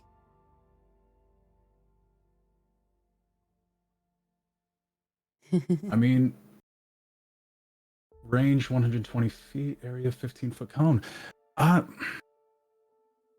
Right? Yeah, I think it is. You choose a point within 120 feet, and then sound emanates from that. That seems interesting. Because it doesn't seem like that. Because it seems like it would be from me. It would emanate from me out 120 feet in a 15-foot cone. Let me. But that does mean, seem to me, that OP. makes So that sense. at the same time, I'm like, I don't know if that So makes sense. I don't know where you got the 120 feet because I just looked up the spell, Okay. and it just says a 15-foot cone. Okay, so that makes more sense. I don't know. It shows Could have been a 120 feet. compendium. Yeah. Europe. Yeah. Okay. If you would like, we can prep that so that when they are within that distance. No, I think I will cast whenever they are within that distance. But all right, I will do an aid action again because I'm in the same boat as Azuka. My stuff is a little closer range or more for buffing and healing melee combat. It's like I was built to protect someone. I will aid again, Chuck driving wise, but potentially, depending on what I see, it could help other people too. So I'd like to see if I see anything sus, or if I see anything like that might be like a weakness for this chieftain. Okay. Go ahead and roll another perception check. 19. Okay. With a 19, you see that these buggies have these jagged harpoon-looking things under the front of the bumper aimed up. So you're thinking that, unlike with the motorcycles, the crossbows are what get the goblins on. These might be a little bit more so to bind the entire buggy. So you probably track, oh, they're trying to get in to now hook the car. Mad Max style. Kyoko relays this to you all, so you can either, hopefully, Chuck can either try to like avoid those, or we can try to destroy them. Whatever works. Perfect. We'll say it'll give an aid to the appropriate action when it arises. Yeah, either dodging or destroying. That would make sense Exactly. to me. Okay, then with that, Chuck. There's what, 2 vehicles in front of us, and one of them just shot at us. Yeah. 2 vehicles in front. One of them has the chief up top with the scrap metal boomstick. Hey, Azuka, you ever drive a car before? Nope. Cool, hold the wheel. Oh, okay. I'll grab the wheel. A lot of firsts Chuck for grabs. Azuka. Yeah. Chuck grabs one of the guns. I believe that's my free action, is being able to grab something. Yep. Leans out the window and takes a shot, Go for it. aiming for the captain who has the boomstick, because that annoyed him. He's like, if you're gonna use a gun, I'll show you how to use a gun. That's not a gun. This is a gun. All right. So do I click on just the weapon itself? God, this is the first time Chuck is actually using a gun. I rolled a 20, a 12 on the dice. Ooh. That does hit. Yes. And six damage. It's either bludgeoning or piercing. If it's resistant to either of those, it's whichever one does the most. Not resistant. Yeah. So, okay. With that, you take the chief, you shoot him. Right, we'll just say like right in, like his upper torso is sticking out of like a little ring structure inside of the buggy. We'll say you nick one of his ribs with that, and he is not dead. Okay. Is there a good penalty shot. to shooting again? Yes. What's You my can penalty? shoot again at a -5, but I think your guns count as agile, so it's only -4. Next They to do the count as gun, that, it though. should have a #2. If you click that, it automatically take that into account. Hashtag means 2? second Okay. attack. Yeah. That one definitely misses. I rolled an 8 total, which is a 4 plus 8 minus 4. Love that. So, bang, hit him in the ribs. Bang, goes wide. You have a third action. Might as We're- well, right? I mean, yeah. I think So my the third third action one- will be retaking control of the car. Okay, Yeah, we'll you take do that. that. Okay, thank you. Perfect. All right. With that, it is the buggy's turn. So the buggies are going to drive past you guys, and as they drive past, Kyoko, you used all your actions. Did you save anything for if they're coming by?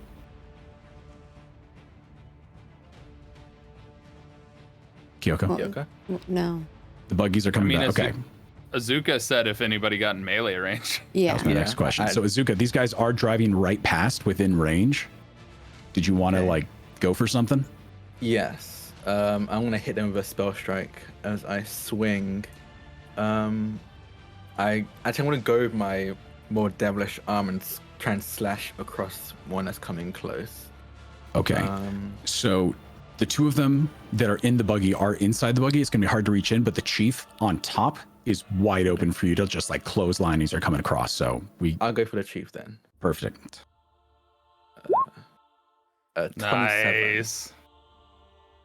That's lovely. And that deals. And in this strike, I'm putting I think ray of frost into this strike, as you see my claws suddenly become covered in a dark frost as I come up and slash for another 5 damage. So that's 13 points.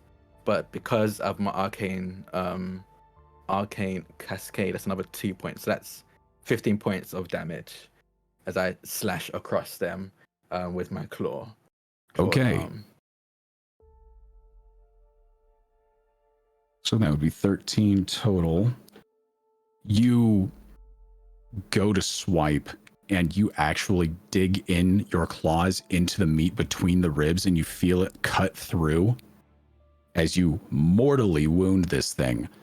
It is bloodied on death's door. You see him instantly just start clutching at his ribs, blood pouring out as the frost starts to take over and actually freezes the blood in place on the side. So is there any additional Nope. response That takes 2 because you actions. put in Ray of Frost? So it'll be a total of 15 points of damage because I'm in arcane cascade stance. It was 15. And another 2. Yeah, so there's 15. Oh, how do you want to kill it? Oh, okay. It only had one left. Oh yeah. So I think this entire time Azuka's been really frustrated because he has one thing really, which is kicking and punching, and everyone's been way out of range for that to even be a thing. So when they come out, he sticks his arm out and slashes his claw across their chest, and I think the actual claw is not much. It's like a decent amount of damage, but it draws a lot of blood, but that's not what kills them. I think there's a moment, a second, a beat that passes, and then from within, like very deepest part of the wound, frost expands very suddenly, almost explosively, and almost like just quick freezes the chief in place. So you hear the guttural screeches and groans suddenly stop as you see a frozen statue atop of this buggy. So you hear this As he sticks his head. is the frost just sheds out. You see like spikes of ice shoot out from other wounds this guy had as his body slowly crystallizes into frostbite, and ice. And as the buggies whip back and around, because of the wound you gave, it's enough that it clunk actually breaks off as they do a big drift turnaround, and the top half of the Goblin Chief just chips off and falls to the road. I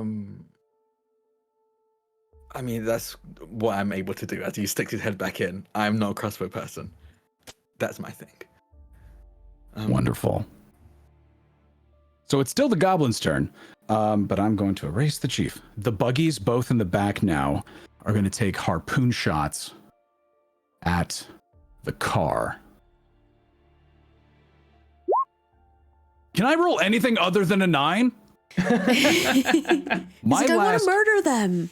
My last 5 rolls have been 9, 9, 8, 9, 9.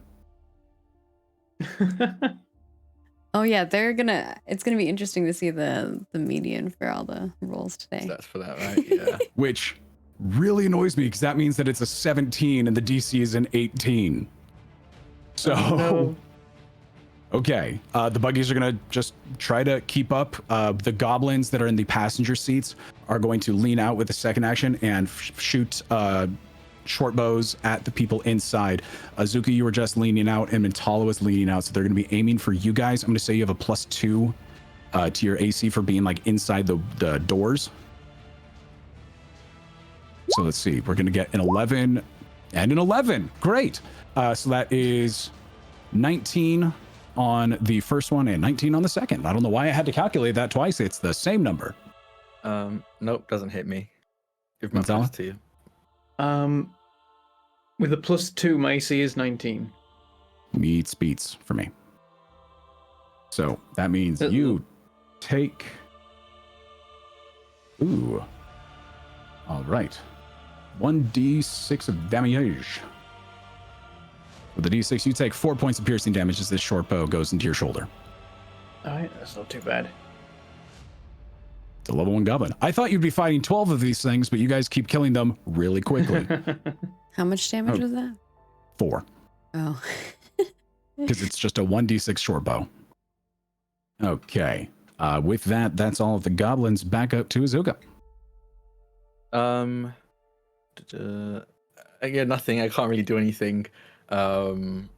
Actually, how far away from us are they right now? They're about 15, 20 feet behind. They just fired their harpoons. Their third action was to like crank the harpoons back into the cars. So that's being reset right now. So you guys see these large metal harpoons shoot out with these chains, these thick metal chains around the back. Just barely missing the car going forward, being dragged off to the side, and then being, coiled back up. Yeah. Is there free action to talk? Because I like to Yes, talk yes, to please. Chuck. Always feel free to have conversations within combat. I turn to Chuck and go, do you think we can outpace them or do we have to deal with them? Muted. You're muted.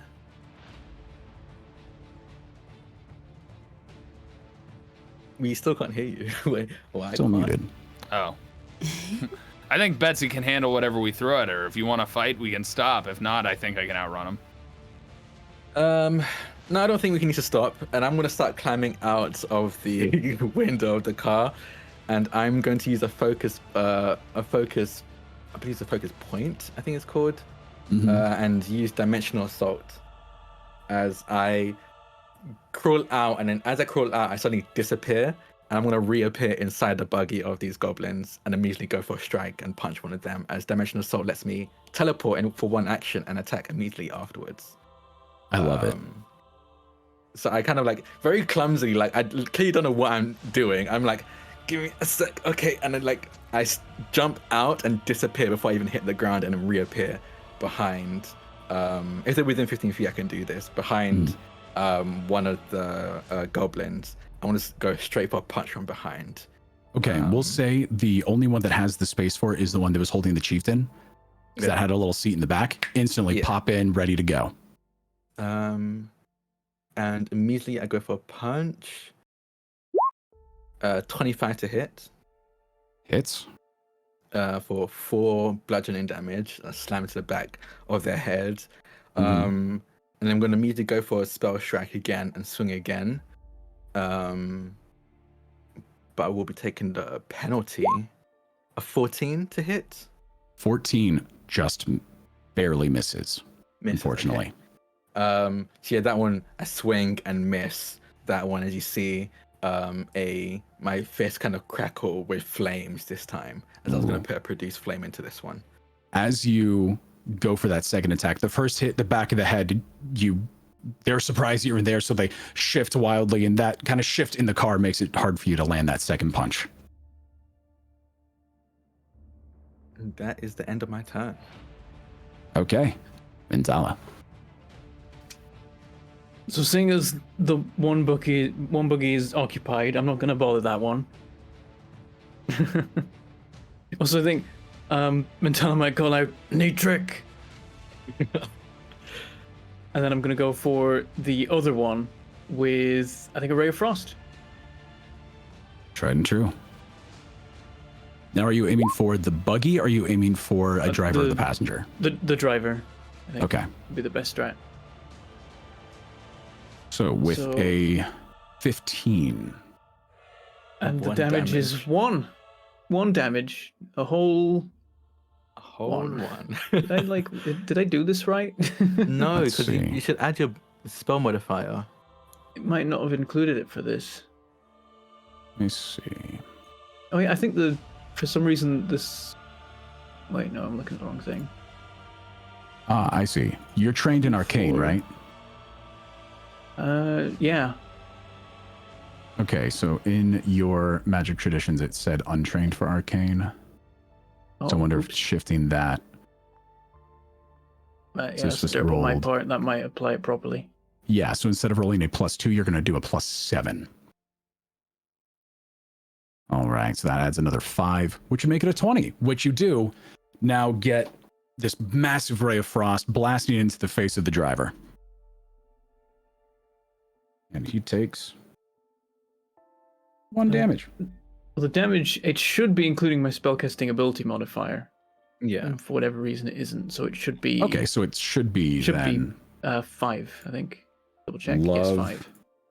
That. That's so when more you like do it. this, you actually blast it in instead of just a little bit of frost building up on the face. Like the face starts to, as you're going into the wind, blasting it, you see the hair start to freeze going up. You see the eyes are like getting like one is like frozen entirely, and half of his face is just frostbitten, and he's like trying to hold on to the steering wheel to keep this going.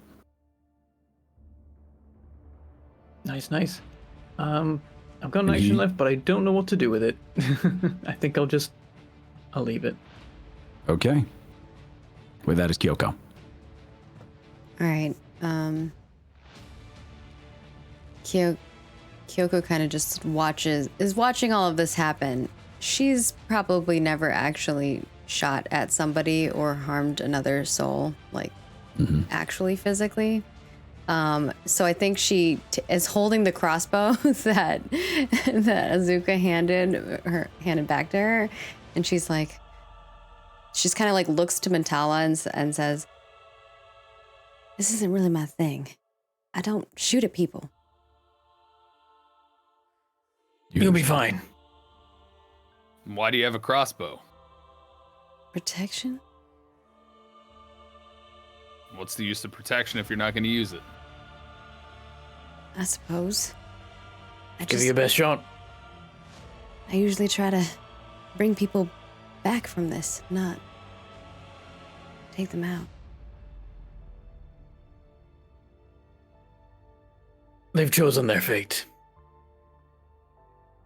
And as you say that, she kind of has like a flashback to the vision she saw, and she nods, and she's like, if she doesn't take an action here, that might happen, right? Like, is her thought process. At least that's how she's interpreting. And she kind of takes a deep breath, and she's going to shoot her crossbow for the first time at another person in her life. Passenger or the driver? Driver. Okay.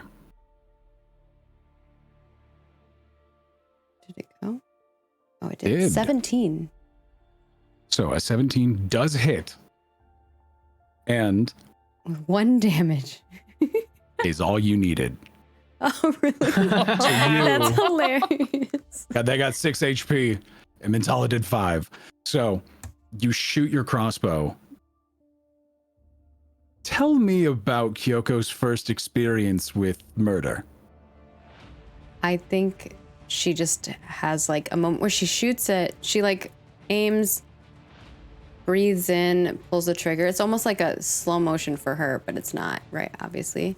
But that's kind of like how it feels. And in that moment when I think she's just watching this person die, and that is horrifying to her. I think she just feels her heart kind of drop into her stomach.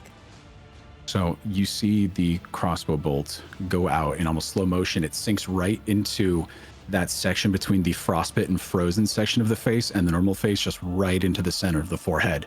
As it chunks off, the goblin kind of falls to the side, grabs onto the wheel. Which way would he go?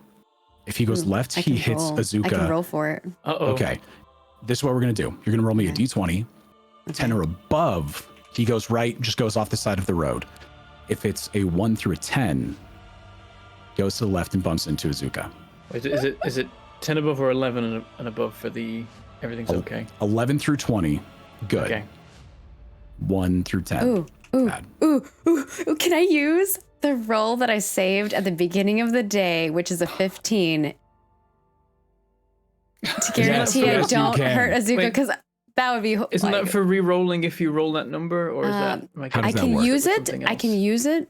So there's 2 folds to it. So I'll paste it in chat so you can see it. There's 2 folds. Okay. So one is I can use the number, or the secondary aspect of it is I can push my luck, and if I roll a 15, I can try to get higher than that. Right. Okay. That's so how it you can works. choose to roll a 15, or if you do Yes. roll one, you can choose to roll something else. Yeah. I like that. Okay. You can most certainly do this. And so we're going to play in this in a very fun moment. When you fire, the crossbow is going across. All of time slows down for you. And glitchy mirages of both fates appear. One slams into the other car, shattering both. Azuka flying in the air and slamming into the ground. The other is the car harmlessly going off to the side. And in that moment, you have this panic of, oh no, what do I do? In your mind, in your theater, how does Kyoko determine the fate? What do they do? Is it like a magic spell? Is it I think this like will? She Is it- times the bolt perfectly with when like how sometimes when you're steering, you're like you lightly go left and right. Mhm. She times where the like wobble. just as they're going to like move their hand to the certain direction, so that when they fall Okay. forward, it goes to the correct spot. So when you're watching this, there's these beats of moments as vastly different and unrecognizable as the time between heartbeats. Boom. The reality is it goes off to the side. Boom. The reality is Azuka gets hurt. Boom. Off to the side. Boom. Boom. Your heart is racing like crazy. And you have this clairvoyant moment of safety, fires, hits. That's the fate that you were able to choose and determine. As the buggy harmlessly rolls off to the side. That was my first action. Just deciding fate, killing people, great moments. And the second thing I do on my turn. So Azuka is like on this car, and if we're pulling away from it, or in the car, yeah, we're pulling away from it, we're gonna kind of split up, right? Potentially. It is pacing. Since Chuck used his last turn to fire instead of drive, you guys are maintaining your distance, going probably 50-ish miles an hour. Is there Yeah, I anything didn't pull connecting away. us, Yeah. or is there? Nope. What's the distance between that car and ours? Like, could someone jump? I would say that? 15 feet. Okay, so potentially jumpable. I would say if you rolled a really good acrobatics check. So, Let's see. in this case, then, Kyoko is going to transform Acrobatic into or athletics? cat. Or fox, not a cat. Please describe this. You just see kind of like she's sitting in the vehicle, but she kind of drops the crossbow and like her body just starts like transforming into a fox. So it is very much similar color scheme as she is. So it's an orangey fox with like these streaks of white in them, and she still has like 9 bushy tails, but she's more form factor. Now, is this a magical transformation where it's just you kind of shrink down into the size, or is it kind of like one of those really realistic transformations where you feel like the bones are shifting? Bones are shifting. Ooh. Yeah. Ugh. Which might not be that gross to Mentala, because Mentala's like this like creature that's made out of weird stuff. Yeah. But yeah. The hell's happening to my car? That's a weird noise I've never heard before. Yeah. We'll say, for the magical sense of it, everything that you are wearing kind of form fits and disappears into the fur Okay. of your fox form. Nice. All right. And then Or I will give that to you. Do you want that to happen, or do you just want all of her equipment to fall? I think that's fine, but the crossbow I think would make sense to fall down, unless like there's a way for me to like put it in a bag or something. I don't know. I'm gonna leave it to you.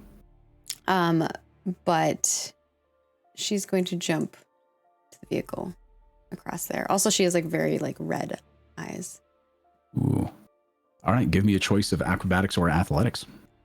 I think acrobatics makes the most sense. We'll say, Agile, because you're foxy. moving at 50 miles an hour, you're jumping over 10 feet. You're trying to grab onto something and then holding onto it. We'll say a DC 15. I'll also argue that jumping backwards because of the friction of air would actually aid in propelling towards that direction, because once you leave the vehicle, you actually slow down. Anyway. Totally here for that, but Or also I could be slamming like- into a vehicle, I could instantly be getting like- hit with wind, grabbing on. I could be like Tails, and then I can use my tails as a propeller. I'm just kidding. Can I have the fly ability? No. If I have had this thought multiple times with the fact that you've had multiple tails. If you want this to be a thing, we can make it a thing. Maybe it's a later down the line thing, yeah, but that's funny. maybe. I feel like it doesn't make sense for low level Just character. think about the twisted flesh. Anyway. And I will keep the DC at a 15. I know it's going to be aided by jumping back, but you also, in a fox form, don't have opposable thumbs. Yeah. Like I like sticky pads. Yeah, I always you land can on my feet. latch in. Okay. Ooh. Nope. Ooh. 9. That's it. Oh no. 9 is our special. Oh, This 3 on the episode brought dice. to you by the number 9. It's brought to you. Okay. With that, I have a +6 to this too, so it's like, do you get a bonus for being in your fox form? I don't think so. I don't think it gives me anything. For What my ways can I skill. help you make this DC It- so I don't have to hit you with a car? Yeah, I think you're hitting me with the car. I think you're Okay. hitting with the But car, I think that I would rather have you hit me with the car than Azuka, from Kyoko's perspective. Here for it. Oh, I thought you were gonna say Chuck, and I was like, yeah, Betsy hits pretty hard. Status bonus. So- to your speed. Oh, actually, I will paste it. I think I do get speed bonuses and stuff, but this is a lot. Sorry. Okay, you can store installing presence, speed boost. Actually, Why does it say major curse? You're out of sync with time. It's a whole thing. Don't worry about it. yeah, I have a whole curse system. I haven't cursed anyone, so we're okay right now. But Yet. there's potential that I could become really messed up with time stuff. So that's the curse. I have fun plans for that. I know. I'm sure you do. Okay. So when both of the cars hit each other going full speed, I said we did 4d10 damage to the goblins inside of the other car, because that's what the crunch did. I'm going to say that we're going to take 3d10 damage from hitting the car and falling to the road. Okay. Okay? All right. Yeah, it's not a Hand it to me. reinforced car like Betsy. Yeah. Because it'll hit, crunch, hit the ground, and then you as you fall and roll. Actually, roll me a reflex saving throw to see if we can have the damage. We'll say it's a DC 18 because this is 50 miles an hour. You hit it, fail, and then fall down. You can have the damage if you roll above a 15. Or I rolled above an 18. Shit. Nope. I'm taking the damage. Hand it over. 25. You rolled high. 9, 25 points of bludgeoning and road rash damage to Kyoko. How do I add this on here? That's so This much is of a current. leverage. Where's your max that you can track? On the right I think side. you just put current and then you subtract from it. But the max says I Yeah, only have that's 9 HP, which is not true. I have 41. Yeah, that is not correct. But I You have have more 41. HP than I do. Yeah, I have 41 HP. But I'm not sure. more than High me. Constitution. Oh. Yeah, I'm very. Icon, and also in Pathfinder, HP determined by your ancestry rather than your class. There is some that comes from class 2. I think some can get boosts, but I know base HP's ancestry. Yeah. Sweet. Love that. I have 41 HP, but it's showing my max is 9, so that's I'm not sure where to put this. Yes, it was a 9 rolled. It was +6 to acrobatics for the reflex save. So a 9 on the dice was rolled. Yeah, I have a +6 to my reflex. I'm pretty good at all my saving stuff because I'm a healer character. Yeah. So my job is just to stay alive and heal things, not kill things. That's why I do like 1 damage. I'll just figure out where to put this somehow. But All right. that will be my turn. That's it. Okay. I jumped and I got hit. Up I next think you take is 41 minus 25 and then put that amount in current. That's what I makes know, sense but to me. I would like to be able to continually know what my max is. You know what I Chuck. mean? Have a you don't have to conversation put for a it- second on your turn. My cat's doing something weird. I'm so sorry. Your max should stay the same. I can adjust the current that's listed to the right of it. Maggie. Yes, but my max says I have 9 HP is what I'm trying to get at. I can tell you how to fix it because Okay. it was like that for me. Yeah, I'm Oh. trying to fix it. So you are a kitsune, so let me see Mhm. what your base is. An I 8. guess we Okay, should- so if you click the cogwheel, Yeah, I'm in there. hit in ancestry, put 8 there. Yeah. And then for my class, um, I put the rest. Probably. Yes, I think from your class that'll be based on. I put 8 in my class to get the right one, but if you have a 41, I think yours would be slightly different. 30. You're an oracle. Yeah. Oh, that doesn't make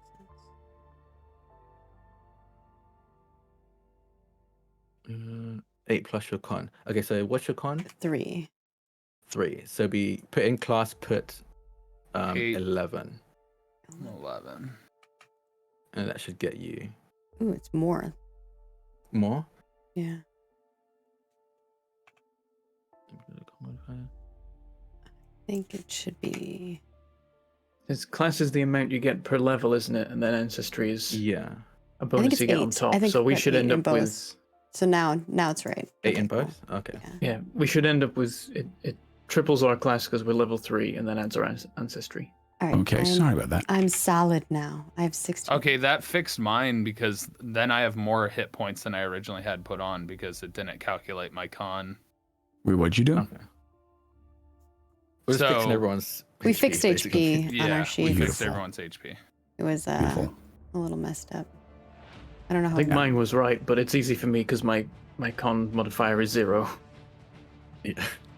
No I consequence. don't think your class is 10. Is that right? Is, yeah. I think it is for me. Oh, Mm-hmm. no, for Chuck. My Wow. class is 8, but it Yeah. says plus your con modifier because I was listening to what Drac was saying, and I Oh. made it 10 because I have 2 in con. So it's your dice plus the con modifier. yeah, it's hit points. It So it says, would be because 11. I was looking at it. You yeah, were right. So it would be 11. So I have more HP than I thought. That's cool. Oh, thank God. So, let me see. Okay. I'm at That's 20. Thank God, still as a I hit you with big a car. chunk. Okay. I mean, you got hit by a car as a Yeah. fox. Basically, I took Yeah. half damage. by As a getting regular hit by a fox, car. you'd be roadkill. So Yeah. I'm a weird 9-tailed fox. Cool. That's So, sorted. with Sorry, you that- all. That was. Luckily, there was a you're cat perfect. situation at the same time. So. Yeah, my cat's Yeah. sick, unfortunately. Aw. Oh. Yeah. With that though, it is now Chuck's turn. You just saw Kyoko turn into a fox, jump, get hit by a car, and is now on the road. He didn't see it. He was focused on driving. He just heard true. Something noises. behind. He heard Boom, weird boom, bone boom, boom, crackling, boom. and What the- then Yeah, and I said, "What's Jump. happening to my car?"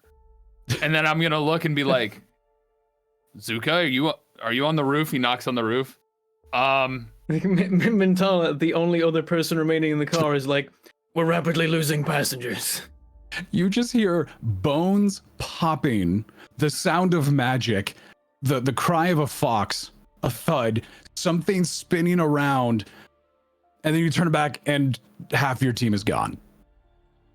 What is happening? This Betsy is a safe haven. He's gonna hit the brakes and start trying to turn around like a full 180. How do you just stop and slam your brakes, or do you try to turn? No, I try and turn like skid 180, turn around. Okay, you're going really fast, and there's something chasing you. Technically, I went back to normal speed because I did not maintain the piloting check. So Normal speed is still like 45, 50 miles per hour. You're in a car. yeah, Okay, I've done this Maybe- in my car before. Don't ask.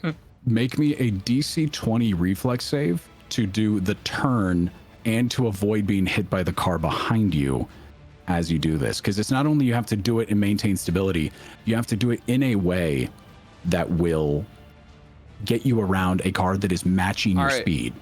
All right, first thing, he slows down first because you're not going to try and do this turn. So my first action is Okay. slow down the vehicle. Cool. My second action would be slow down the vehicle. And my third action would be the turn sequence. Okay. That should lower the DC from what you said. The car is still trying to catch you. It's not pacing you to maintain pace. It's pacing you to catch up. hope you get crits in Fair. that natty ones. I'm sorry, but like I'm trying to rationalize this It's fine. as okay. And the goblin is very distracted by the person who just punched him in the back of the head. I mean, keep in mind, if you've ever turned a car 180, you swerve to the side before you turn it so that if that person's like behind you going straight, they're not going to hit you. I'm going to be honest, buddy. I've never done this in my life. Oh, well, It's not. I don't think it's. I think it's it'll a depend on common how well you occurrence. roll too. Right? that's fine. Yeah. I'll roll the reflex. There Not you go. even an issue. Nice. 16. 26. Plus 10, 26. Not even an issue. You deftly and with expert control whip around, do the 180, and then let's just say for fun, you still even have it flipped into reverse to kind of pace the car so that you're not doing Okay. a lot of damage to your vehicle. So you are now facing the buggy that's behind you. Probably a lot closer now. Like it's almost like right We'll on say each other. bumper to bumper. You are just right there pacing. And the fact that you're slowing down has actually, because it's a 26 and let's have fun here, you have now hit and are forcefully slowing down the goblin buggy. All right. So before he does this, he says, shoot. Mentala, hold on to something. Maybe anchor in with your cinder blocks. I don't know how you work. I guess I just hunker down into a pile of rubble. And then he Forms pulls the in. maneuver. I love the amorphous Mentala theory here. He even says, hold on, Betsy, this one's going to be a doozy. As he pats the dash before doing the turn. Doing a doozy and a Duesenberg. Let's do it. I mean, just imagine that I'm just like a pool of gravel in the back sloshing against like the windows. I love it. Only the head is still like continuously formed with like the light right beneath it just rolling from side to side. Love Perfect. Okay. Glad I Chuck, rolled well. Oh, the scratch Yeah. marks. It is now the goblins inside the buggy's turn after Chuck. The driver is trying to see what happened and is going to like awkwardly point a crossbow back at you and try to fire.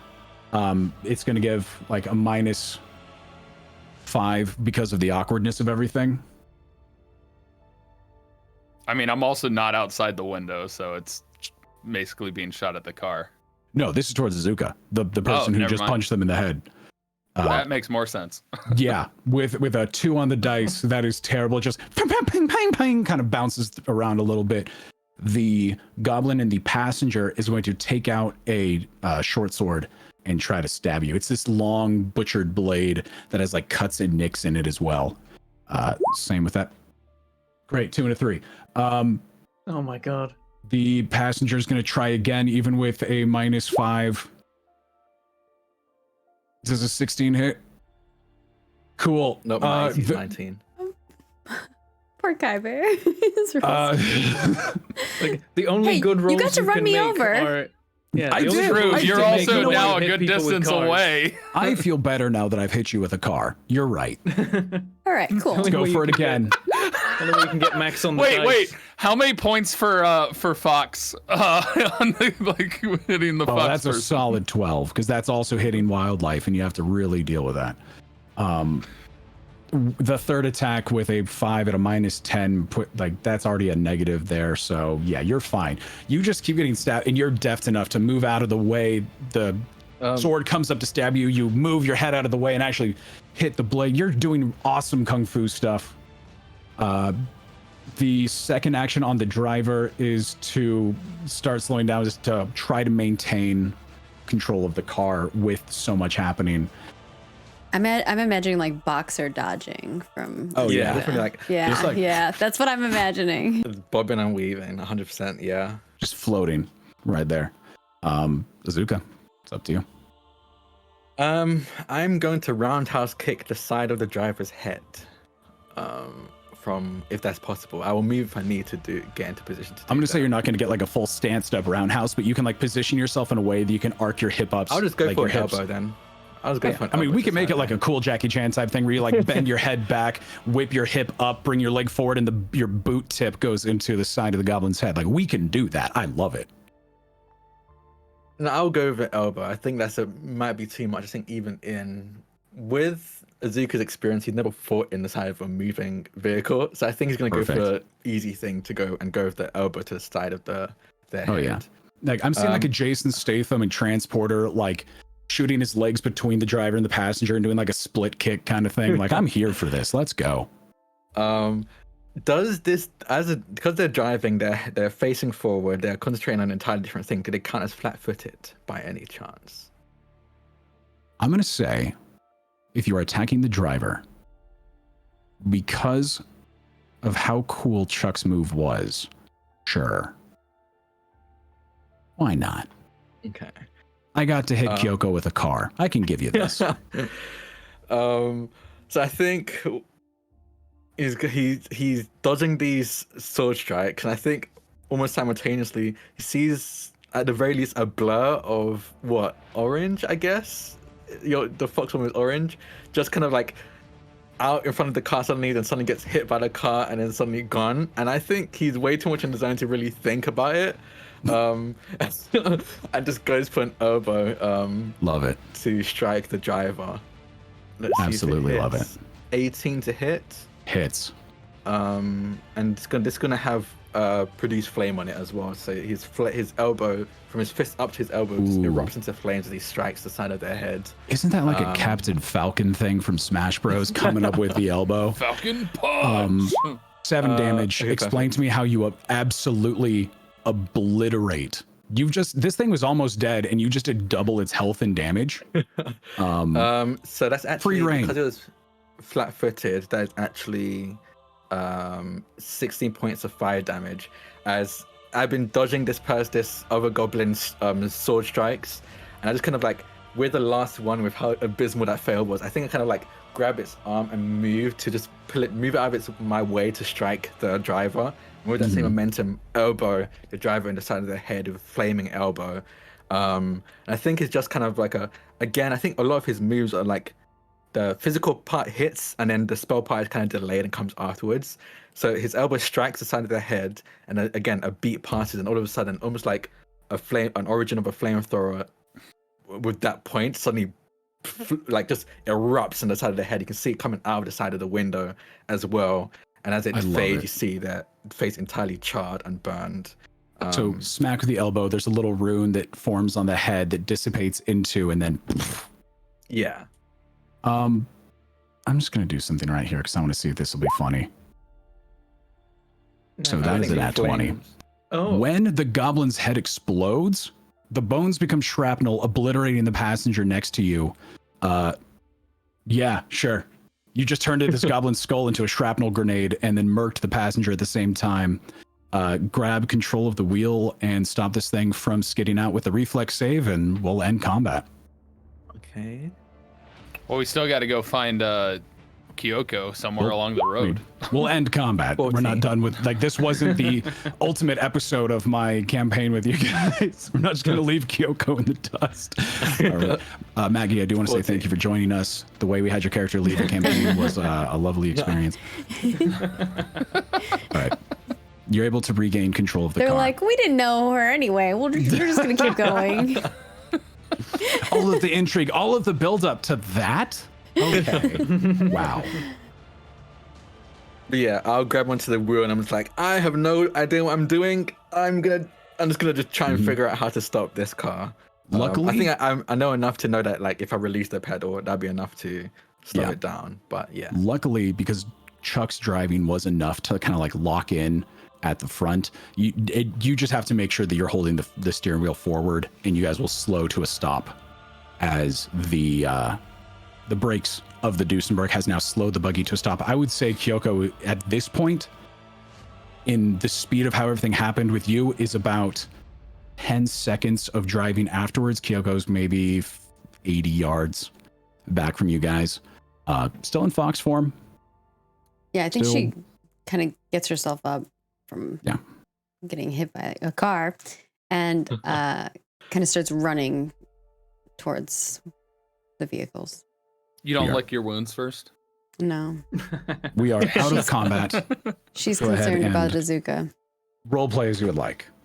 Azuka kind of like climbs out of the vehicle, just kind of like brushes himself off and just goes, "Okay, is it always gonna be like that?" And just like very casually walks towards the Duesenberg and just goes, "Is everyone okay?"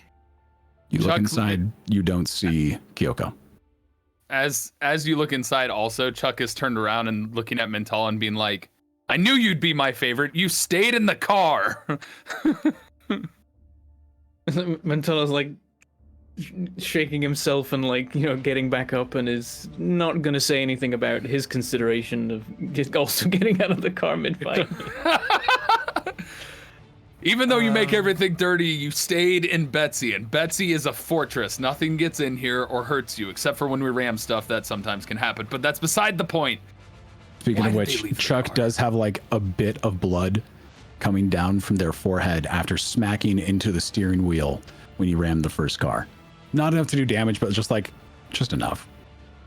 There's a lot of blood We're vessels fine up here. in- It can bleed easy. We're fine in here. She almost became roadkill, and I like gestured down the road at Yeah, this where's fox Kyoko? walking up. Oh, Yeah, you can see a nine-tailed fox just like booking it. Oh, that You have looks like maybe lunch like a is hurt making leg its a way little bit. straight So you got towards that us. like adorably sad kind of limp with one leg. I haven't had fox before, but Are we eating Kyoko? I thought Kyoko was fox-like, not a fox. No, I'm pretty I mean, sure Kyoko is Kitsune- probably a fox. I wouldn't necessarily say so myself. Maybe You quite at least literally not in front of her. a But couple of times in front of her, actually. I gotta say, this is way too soon after playing Sons of the Forest to again be contemplating cannibalism. So, okay. Yeah, no, she's a Kitsune. Kitsunes can. Chuck doesn't know that the fox is Kyoko, other than they're saying that that it is. So then now Yeah, I know. Yeah, Chuck I is think, backpedaling. 100%. I think Izuka has learned from Kay the different old races, and the different new races. I mean, so I think he's aware of that Kitsune are able to So, transform. Kitsune are an uncommon race. Yeah. We can either say, or if you want to roll like an intelligence I'll roll. to do so. Yeah, Yeah, sure. it'd be like knowledge race Yeah. or knowledge, Um, culture. I think it's Society. We could go with society, knowledge society. So intelligence-based society. Okay. Say beat a uncommon, Is that pretty intelligent? like a 15. 15. It's literally a 15. You know Yeah. baseline about Kitsune. You don't know like the different variants. You don't know exactly their Yeah. history, but you've been described them before. Yeah, I imagine I've either been told about them by Cade or looked into it myself after my transformations. There's other races that could also transform. Mhm. Seen it, and just found it you've read interesting. it, never seen it. Yeah. So yeah, I just be like, I think that's Kyoko, the Kitsune. So you transformed. I like crouched down to Kyoko's height. Yeah, have I made it up to them yet? Oh yeah. Okay. We're. Can I talk in my Kitsune form? Or like my Would you animal like form? to? I would That's literally what I was assume about to not, ask. but I Azuka was don't going to know. ask, like, can you talk in this form? I mean, you're a magical race. Yeah, that's true. You can just like speak, sure. Technically, this is my true form. Yeah. And the other form is my change shape. And of Right? camouflage, yeah. Mm. Yeah. Yeah. My disguise. So I can mingle with the humans. It's Hmm. up to you. I'm down either way. Because they both come with their own things. How do I do a hidden roll from you guys? I think it's like it's GM can select when you say as how you're rolling. I think you can select or Doing it that. the old-fashioned dice. way. Also, Discover this later. Chuck goes back to the trunk of the car again, and he pulls out a little sewing kit and he starts stitching his wound on his forehead. All right. In your fox form, Mhm. you learn to communicate by projecting your thoughts into the minds of other people. So you Ooh. can mentally project your thoughts. You cannot read minds. You cannot do anything like that, but you can talk into other people's minds. Hey, Bentham, we've had something like this before. Basically, I rolled to see if you guys gained something fun from this fight. You did. This is what you gained. Your ability to do this. Ah, Cool. Oh, I was gonna start looking at the cars for mechanical parts to add to Betsy. Oh, you can still do that, but we'll just do a separate roll. I think when Azuka asked that, like, can you talk? It was an 18 on the dice for those who care. Ooh, nice. Kyoko just says, not exactly how you think, but I can talk. Cool. Very cool. I would prefer if you don't do that again, please. She kind of like does a little nod and she's like got one of her paws up. Like it's like this, you know, like when a dog like Yeah. or a cat has a paw that's hurting, it's like up in the air and the rest of her. When you hear Kyoko's voice in your head, there's another voice that you hear. It goes, now that is interesting. He I doesn't wonder if I could react. talk to her. Do doesn't I react. hear that?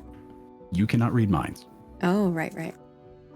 Azuka doesn't react to that, but I think very seriously looks to Kyoko and just goes, you know, I would prefer if you didn't like talk into my mind. Kind of makes me uncomfortable, you know. Don't want other people's voices going on there. But are you okay? Do you have a med kit? I'll like turn to Chuck. Do you have a med kit? You know Does anyone know what how they to say, do- 3 voices is a crowd. Does anyone know if we can? I don't know. I don't know how to do first aid on a fox. I've never done this before. She nods her head a little bit, and then I think she'll take the time to heal herself then, and anyone else who needs healing. Zuka, what do I look like? A veterinarian? I'm a mechanic. I make don't know what you can ammunition for a do. living. I didn't know you could shoot. I'm a doctor, but not a apparently you can do that. veterinarian. That's Dang it, Jim. funny. I'm just gonna do this. And we could say you do a medicine roll with like a -2 for not doing it on humans if you're not familiar. 88. I mean, if I see Kyoko healing themselves, I won't try because I am terrified of hurting them. So And if anyone else needs, you can kind of see Kyoko's like making like weird fox noises, and like she's like cleaning her paw, and then her paw slowly starts like healing. Did you cast it as a 3-action? Actually, 3-action is material, so I don't know whether that would No, work or I not. just casted normal at heightened. We can Speak say if you to- wanted to use that 3-action heal, you can use one of your crystals. Oh yeah, I Actually- do have my crystal. Actually, a 2-action heal is just somatic and verbal, and that still has a 30-foot range. Yeah. but I don't but need it's 30 a foot range, range. it's I'm not healing emanation. myself.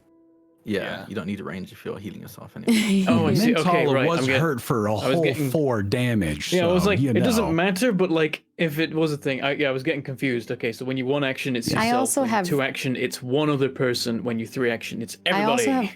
I also have reach as like a thing, so I can make, I can extend the reach of any spell by 30. Yeah, it takes an extra action to do that. Yeah, but it takes an That's extra awesome. action. That's Correct. cool. But yeah, we're out of Um, combat. You have infinite actions. Is this particular one the one that the chieftain was sitting on? That had like the crazy helmet or whatnot? The vehicle, the buggy?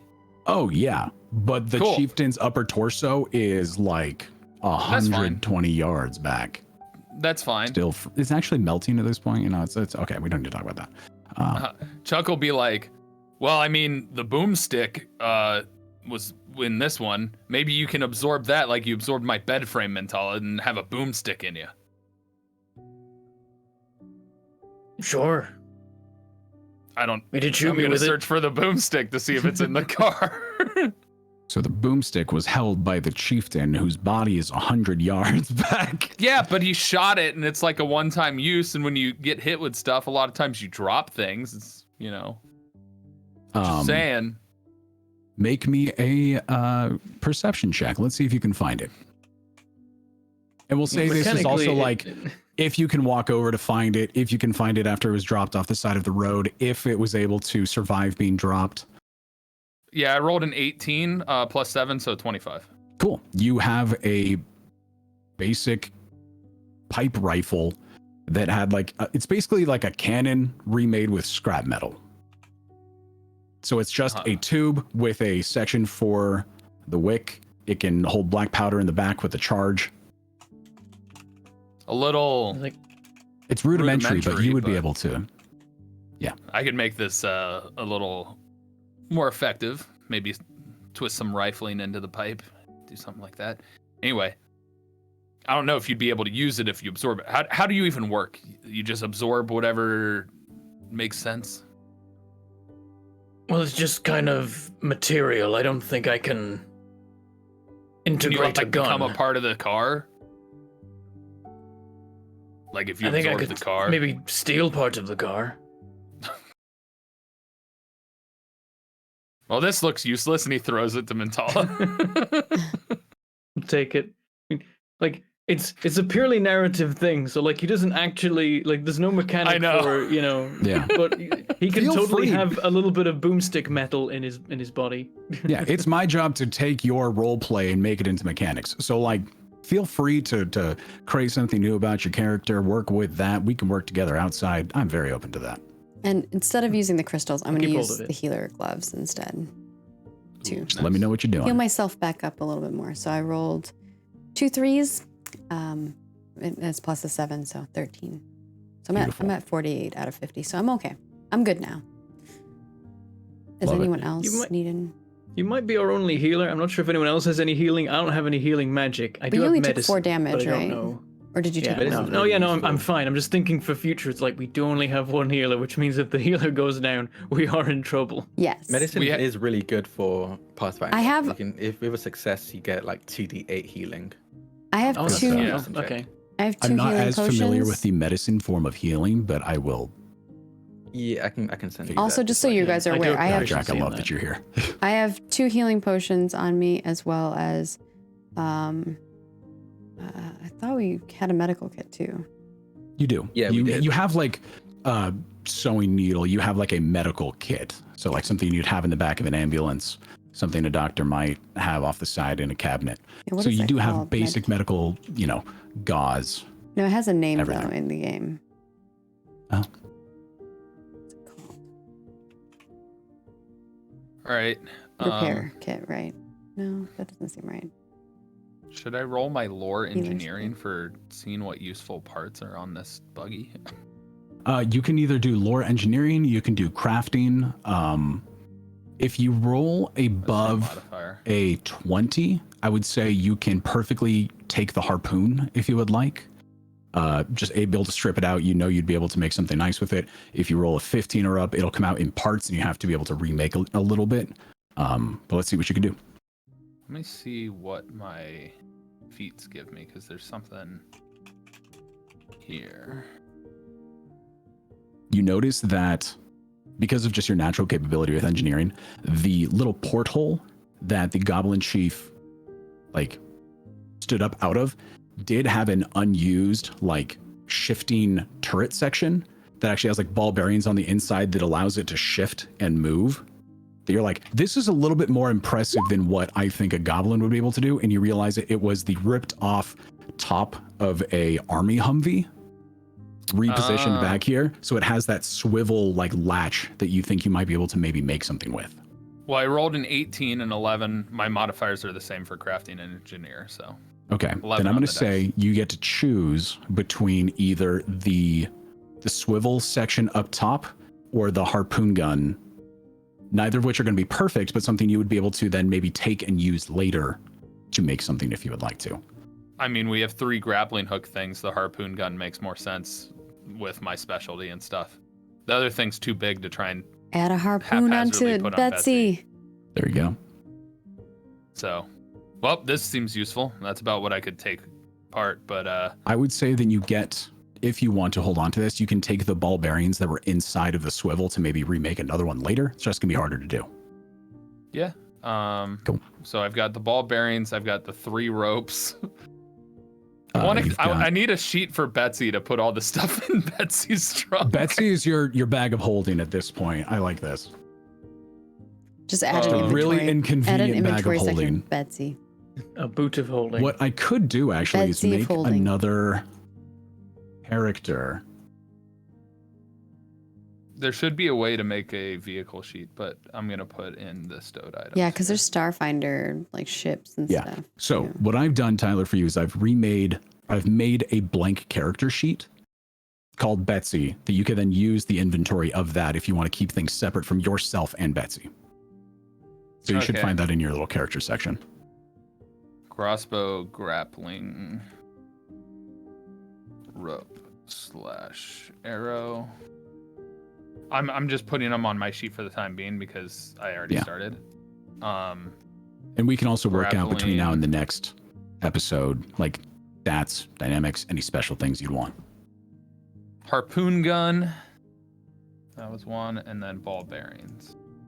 Perfect. How many ball bearings? An assortment. I don't want to give you, I don't want to limit you to a specific number to maybe limit roleplay in the future. We'll say that you have access to a bag of ball bearings. I'm just saying 10 quantity for the time being. Cool. Cool. Oh. And Chuck will also basically take it apart so that it can't be driven again, so then it just sits on the road. Perfect. You deftly just, what would that be? Sabotage these vehicles to make sure nobody could just grab them and go. Yeah. These are You all, by the wanna- way, Mario Kart sized things. The goblins are small creatures. So when Azuka went inside, there was pretty cramped. I love the visual of that. Anything you guys want to, throw or break or something? Any frustration you want to get out? Maybe some target practice with your crossbow there, Kyoko? I can put a tire down over that way. Kyoko says in your head, "No, thank you. I think I'm all The right." hell? Anybody else hearing things? It's the only way I If can you mean- communicate in this form. Sorry. If you mean Kyoko, yeah, apparently in that form she can talk in our brains. That's unnerving. You can't hear what I'm thinking, right? Yes, I know your every deepest desire. Oh, shoot. Chuck starts, like, sweating. No, I can't read your thoughts. Well, I could if I cast a spell on you, but... Oh, thank God. Being human in this group myself, it's already unnerving enough. Y'all are some kind of special. Especially gravel pile over there. Like, Mentala's picked up like one of these chunks of debris and then is practicing the cantrip telekinetic projectile and just like just firing it. Love it. Huh? Are we sticking around? Or do we want to keep moving? Oh, right. We should, Betsy looks no worse for wear. We can pile in and get on the road if that's what you like. You certainly take up less room in that form, Kyoko. That gives Mentala more room to spread out, you know? Do you have a time limit on that? I probably should stay in my other form. And she will shapeshift back. Sorry for interrupting. Do you have a time limit on that form? Or is it just you get to just decide? I don't think so.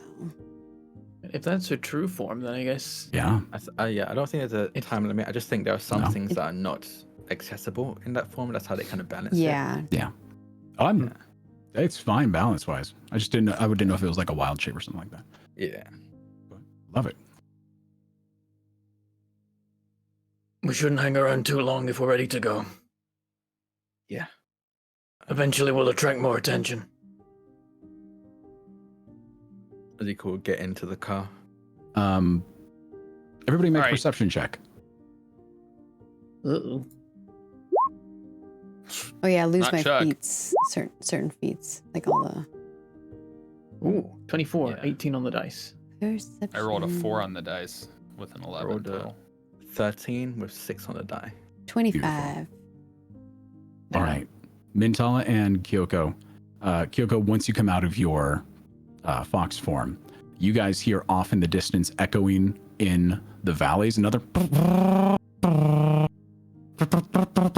like backfiring ragtag engines way off, but you do know that there is stuff on the way. We should get a move on. Yep. Time to go. And with that,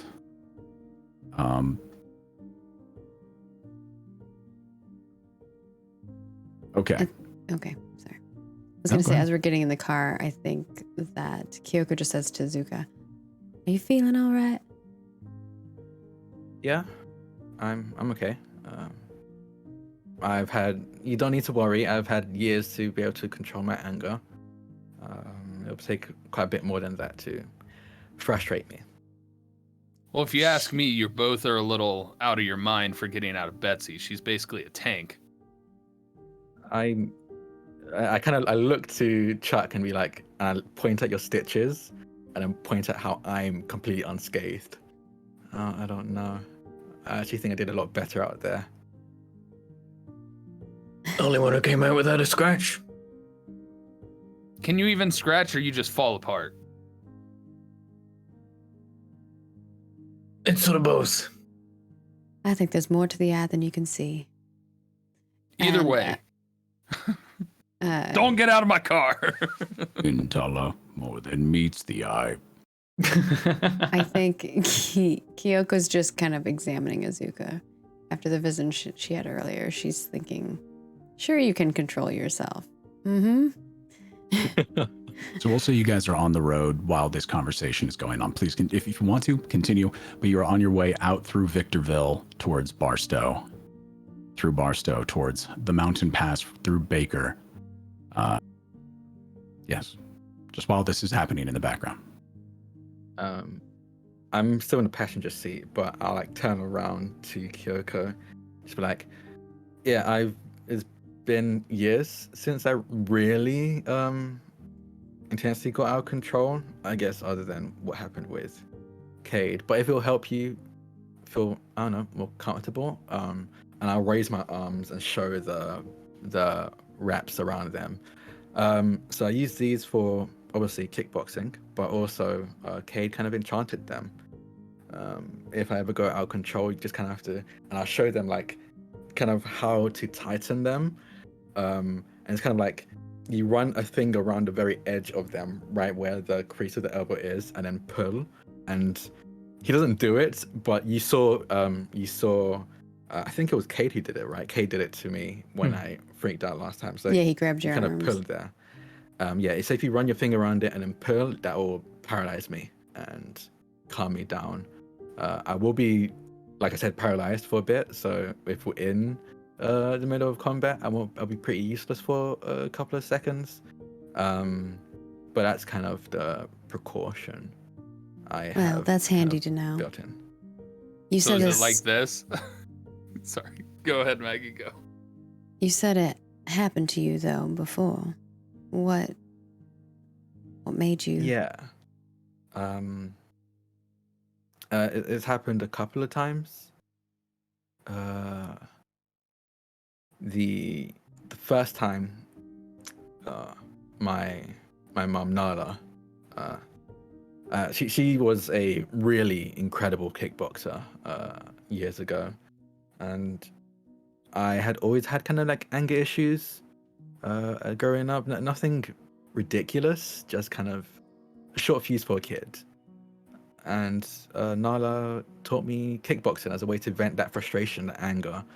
And it helped a lot, honestly. I think there were a lot of situations where I could have kind of blown up, but having that way to vent was nice. But a while ago, maybe like 10 years ago, maybe a bit longer, she was teaching me a kind of counter that she often uses during her matches, and I just wasn't really getting it, or it didn't stick. I wasn't moving fast enough. I don't really know, but I got really frustrated and angry, and in that frustration and that anger, I swung.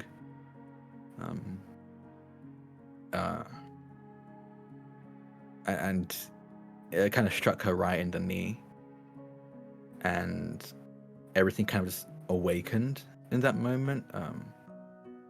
Just a huge amount of magic kind of burst out of my fists and into her knee. And this happened, and he kind of raises his devilish arm, and his tail kind of sways behind him. It was So very you weren't sudden born with that transformation. No, necessarily. no. Well, I mean, according to Cade, I've had it Part of some kind this in me since before that, but I guess Ritual. it kind of manifested that day.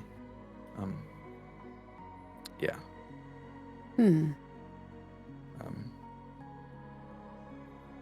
Yeah. Well, and the let's second hope no one time- makes you angry. Yeah. I should be fine. I should be good.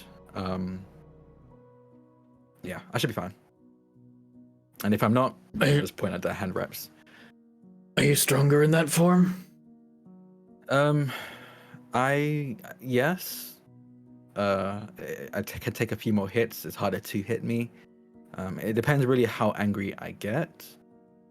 And mind you, I can use this power and not go berserk. It's just that it's more likely that I do. So I try not to rely on the anger. I think there's something I need to share with you all. Other So than the look fact around. that you can be a fox whenever you choose to be. Well, that's my normal form. I choose to be in this form. Oh. So yeah, got it. She just smiles. Before they attacked us, I had some kind of vision. But none of that really matters. Nothing happened. But there's a part of it that I think, well, might be helpful for you, Azuka. You were the only one that I didn't see in my vision. But there was some voice saying thank you for bringing me my master.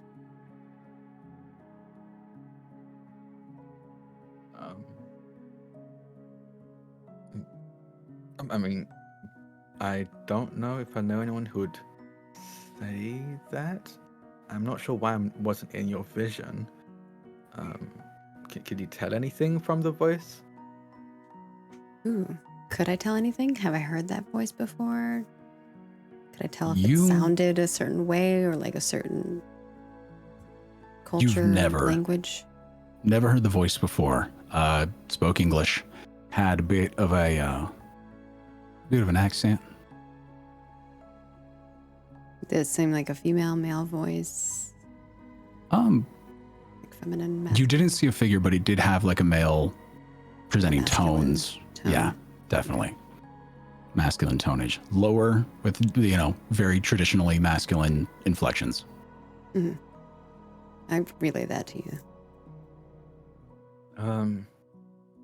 I'll be honest, I'm not sure why I asked because that doesn't really narrow it down. It could just be a man. Could be anybody. I think yeah. my main worry is that, well, we're headed somewhere to get this emerald, but maybe someone else is looking for you. Wait, were we like dead in your vision or something? You said we were in your vision, but Azuka wasn't in the vision. I think it's best we don't talk about that. It's a future that hasn't happened and hopefully never will. Well, I always wanted to know how I would die. Finger crossed I'm not involved. I think it would be a curse. Or a relief, depending on how you look at it. Knowing your own fate. Or at least knowing what'll happen. But not whether you can stop it. Sometimes you do worse things trying to stop something from happening than allowing it to run its course. At least in my experience. That's the scariest part. When you know what could have happened and you change it, but you wonder if what you changed made something worse. At this point in the conversation, you end up driving. You're on Highway 15, driving up, and you see a sign that says Las Vegas, left, and then there's other routes on the right as the meter that's kind of been directing you shifts towards Las Vegas. Cade wants us to go to Vegas. I'm not going there. That's a place where death lives and the living die. Oh. Is there another route then? Didn't he say we want to avoid the dead crescent? Do I know what Chuck's talking about? Roll me a history check. We'll say it that. Okay. Cade did say avoid sections of Nevada called the Dead Crescent. Yes. History doesn't exist? Maybe society?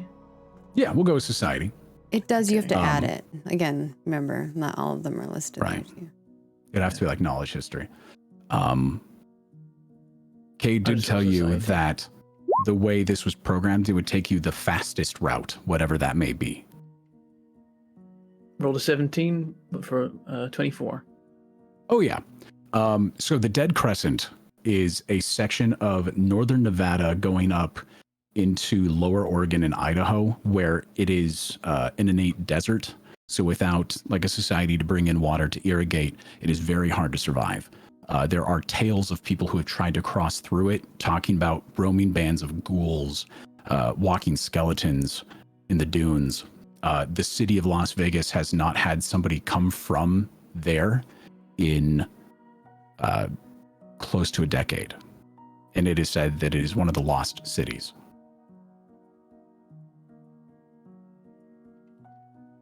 But there's a lot of, especially in your circle, Mentala, scavengers who think, oh, well, if it's just dangerous, but that also means that there's a lot of good stuff there. Because, hasn't been raided yet, hasn't been scavenged because everybody just dies. But, I'm good enough. I can get in and out. You never see him again.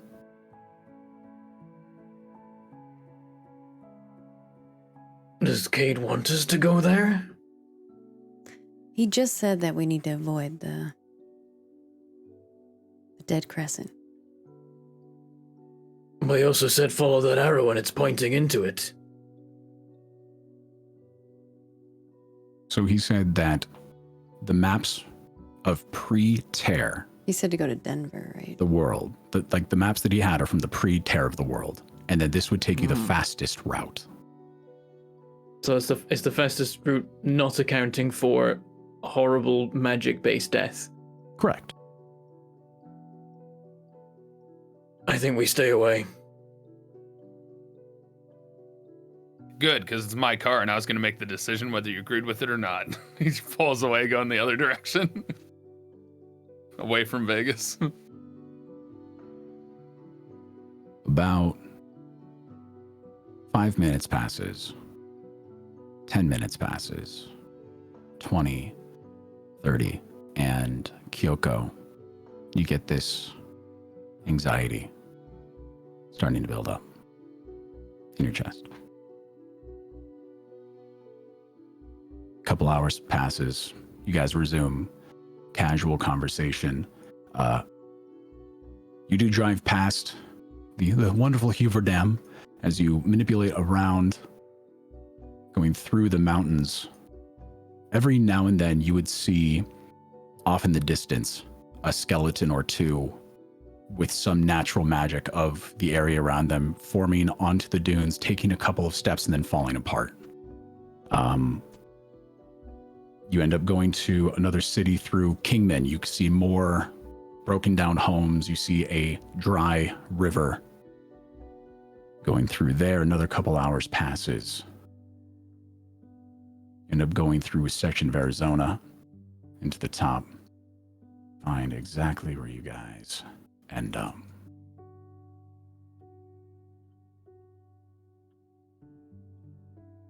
Oh, there we go. Speaking of talking about injuries, Azuka, how's this feel? And he does the thing to his wraps to make him stuck in the seat. I would like to move fast enough to stop this from happening. Attack rolls, baby. All right. Oh my god. So it's going to be a Arcana check from Chuck. Wait, is it If you are sleight of able to hand? hit I thought this. I just only had to move something, so it was like movement, sleight of Well, hand do versus. some magic. So here's the thing. It's you are trying to grab onto something while someone's not trying to make you do it, and you're trying to activate a magic item on somebody else. So we're going to say it's sleight of hand. Isn't there a use magic item roll? Yeah, I though, think that actually is. in Pathfinder. Is you it have under? to add it to your Is it sheet, under the umbrella of Arcana? probably. Probably, honestly. Yeah. Then, Probably for the using the sake same of stat. brevity, do we just want to use Arcana? That's such a bad roll for me. You curse me. So what do I have to roll to counter this? We can either say, I'll say that you can let it be your AC, or you can roll an acrobatics to avoid it. I'll let it be my AC. Oof, Yeah, that was after I rolled. you was- rolled okay, pretty I'll good roll, with I'll that roll, Arcana I'll roll. check. That was I just rolled an a Arcana check. 15 with a +2. Come Is it on. acrobatics, right? I'll roll. Yeah. I'll roll for it. That is fair. And that was just the Arcana check to see if you can actually do it. You have to now roll a sleight of hand to see if you can grab it against his AC. Oh, is that just Okay. thievery or stealth? We'll go with, I would say sleight of hand has always been more of a stealthy thing. 16 for my acrobatics. There's a significant difference in my modifier, which is why I asked this question. I'm going to say it is stealth. Because you're trying to grab it before he... Dang it! You're not trying to steal I- something, right? I think you grab from me and I grab your wrist and go, this is honestly a very serious thing. Please don't mess around with it. I'd appreciate it. Everything serious needs a little levity every now and again. But I get Not your take. this. I would be very, very angry if he touches those. I'd appreciate it if you stopped talking. What? I didn't say anything. And keep it that way. I'm gonna lean against the window and then just try to get some sleep. So, with that, That's great.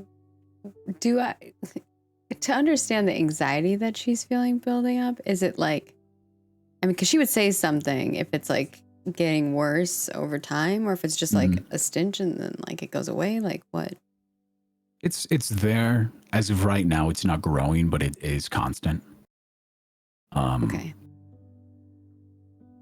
I think Kyoko's just on edge then, constantly like looking around to see if something's going to happen. Definitely a thing that I would let you make a perception check if anything was to be coming at you. I would say you're at an alert state. Yeah. Very much so. So you guys pass through a section of Arizona. You actually do find you pass by a town of Flagstaff that does actually have people, but you're able to just go through, no problems.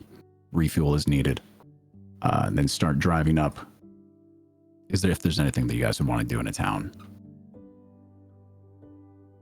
Azuka's never been out of, what was it? LA, we'll say it, Mhm. right? Los Angeles. Los Angeles, yeah. He's never left LA, so he's just kind of like following everyone, like wherever anyone else goes, he kind of follows.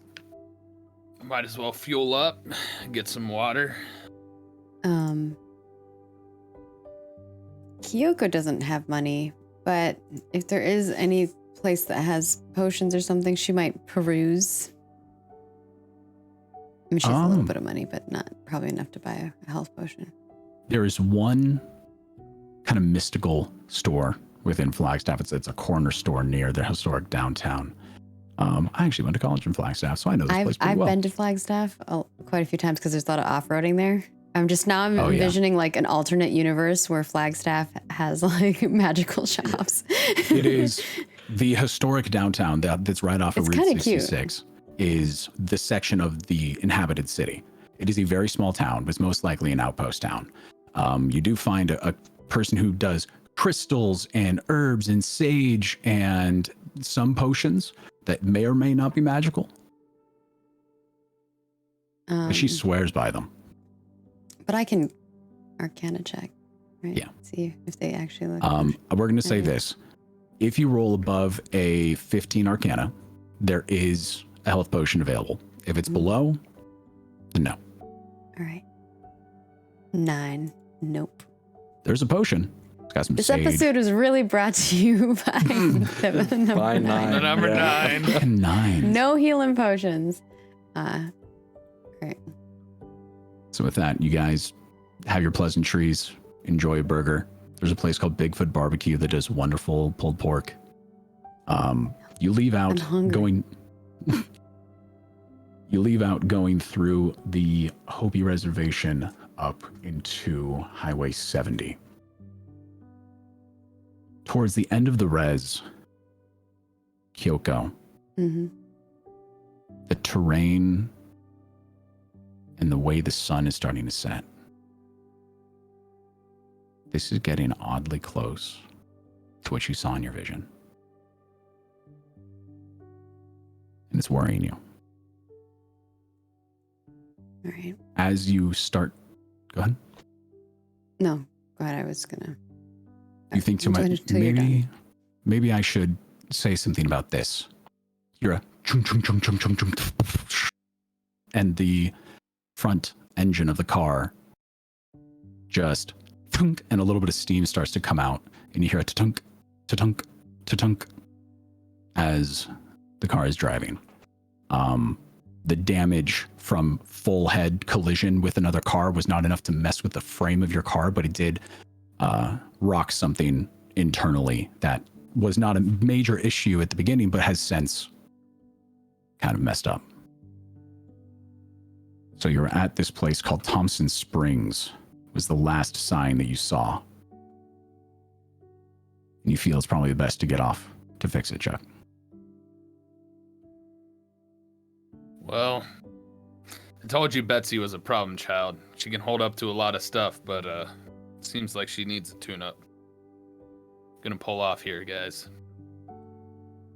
Same drill. I'll watch the horizon. I don't feel good about this.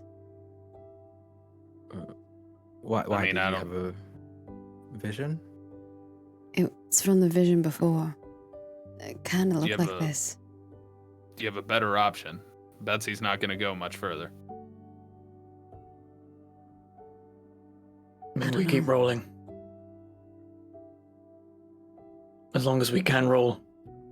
The longer you stay on the road, Chuck, you know the more damage that's going to be done. Could be a quick fix now. Might not be able to fix it later.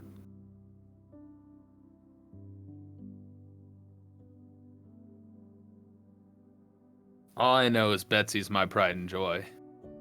I don't think I can push her to the point where I can't fix it. I mean, I guess forewarned is forearmed. That's the saying, right? I don't know. We can keep an eye out and just be prepared for the worst, and then maybe the worst won't have to happen. As can make you sure, stay I in the stick car around. and stay calm. Okay, I just want to let all of you know that, like, just for future reference, telling someone who's not angry to stay calm kind of just does the opposite, and he's gonna like sits down in the seat. Yeah, It's true. stay calm. I was more concerned about panic. I'm fine. Blah, blah, blah. Don't worry, Azuka. If anything happens, I can keep you safe. And them too, I guess. If there's a mechanic shop next to a gas station, I don't know if we should stay there. I mean, I can fix it on the road if that's what you're hoping. I have probably everything I need in the trunk, depending on what's wrong. If that's the case, then I agree with Mentala. Maybe we should just keep going. I'm not feeling good about this. Well, like I said, if I keep going, Betsy's gonna completely shut down on me. It's a risk. You're saying you want to stop right here. It's either that or I can pull into town. If you want me to stop on the road, I can stop on the road. The Just might take a bit longer. Chuck, you would know the next town from here is dozens of miles away. There's nothing close. Yeah, there's nothing close after this town. This is our last possible place to stop if we want to go into town.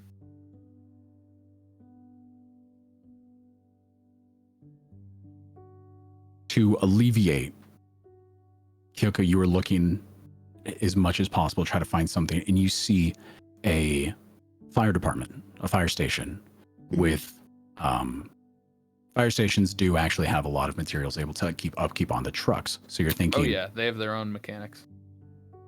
Okay. Well, they have beds, they have full kitchens, full living place. Fire stations are awesome. I see a fire station up there. Maybe change it up. Works for me. So you guys get off the road and drive in to the Thompson Springs Fire Department.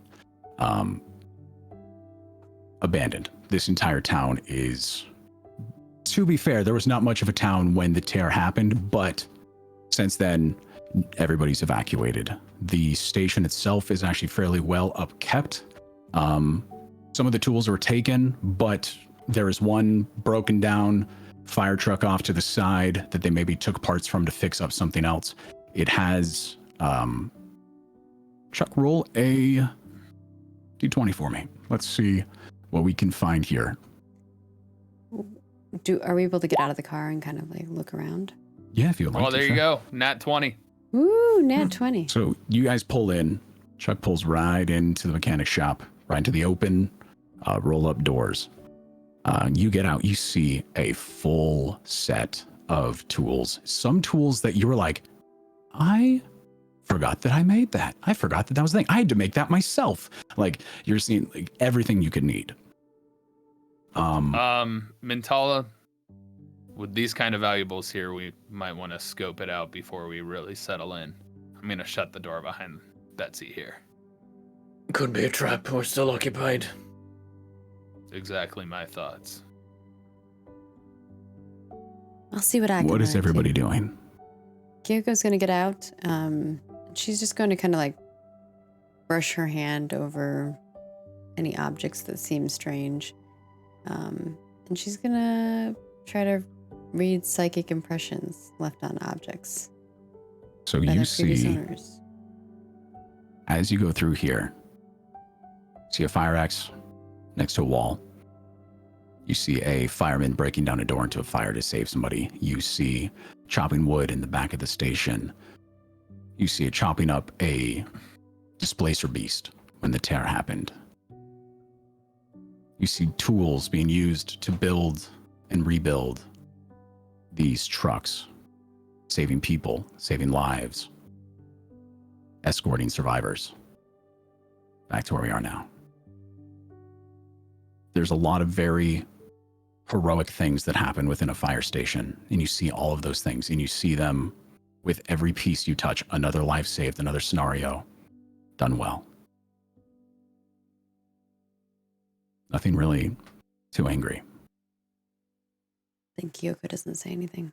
She's just kind of wandering around touching things. I'm telling you, you're making sure everything's okay. Yeah, Mentala will just basically do a patrol around. Is there multiple floors, does it seem like, or is there just the one? It's a 2-story. Okay, we'll patrol around the ground floor to start with and just see if there's anything unusual. Okay.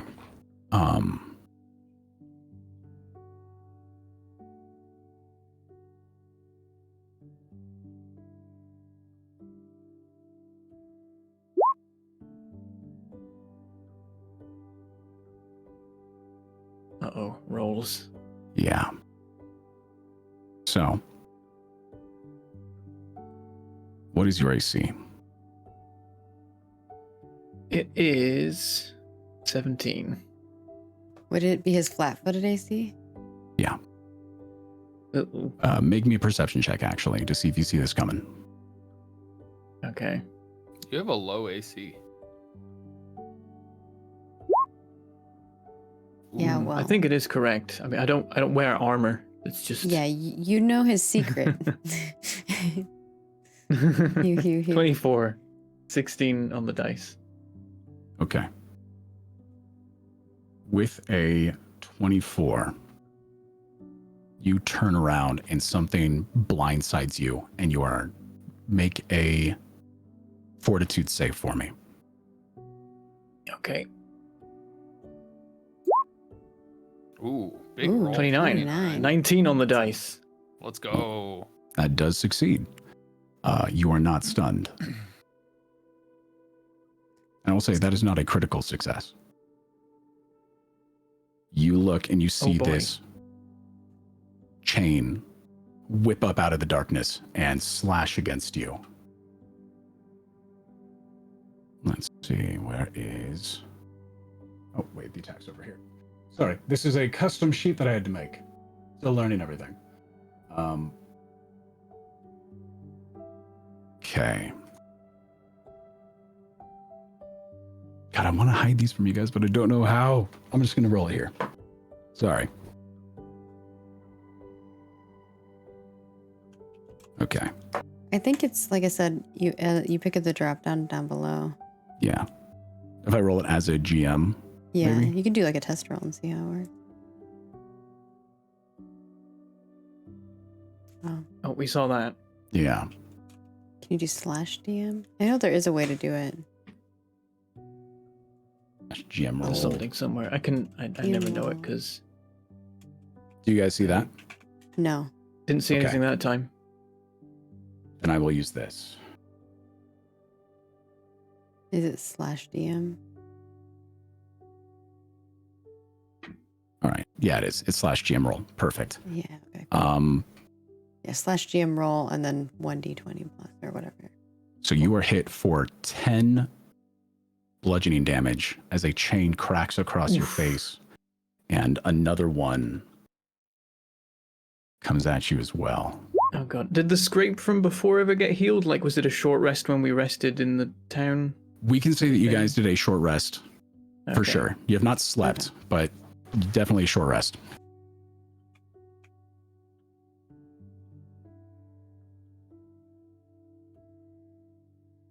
Then another one hits you. Oh lord. Getting chained in the face. For 12 damage. Oh. And I need you to make another fortitude save. Okay. Oh, 13. I rolled a 3 that time. Okay. You are stunned 1. So you have one less action on this reaction of yours. As seemingly these chains are attacking you from nowhere. It's a chain chomp. Where were you on your patrol? You were going around the outside perimeter? I was mentioning first I did an internal check, just like any of the like side offices and things like that. And then if that was clear, I would have done a one circle around the outside and then potentially investigated more interesting things after that. As you were going around the outside, from a shadowy part as the sun is coming down, there's a really harsh shadow around one side of the back of the building. Chains just whip out from there and attack you.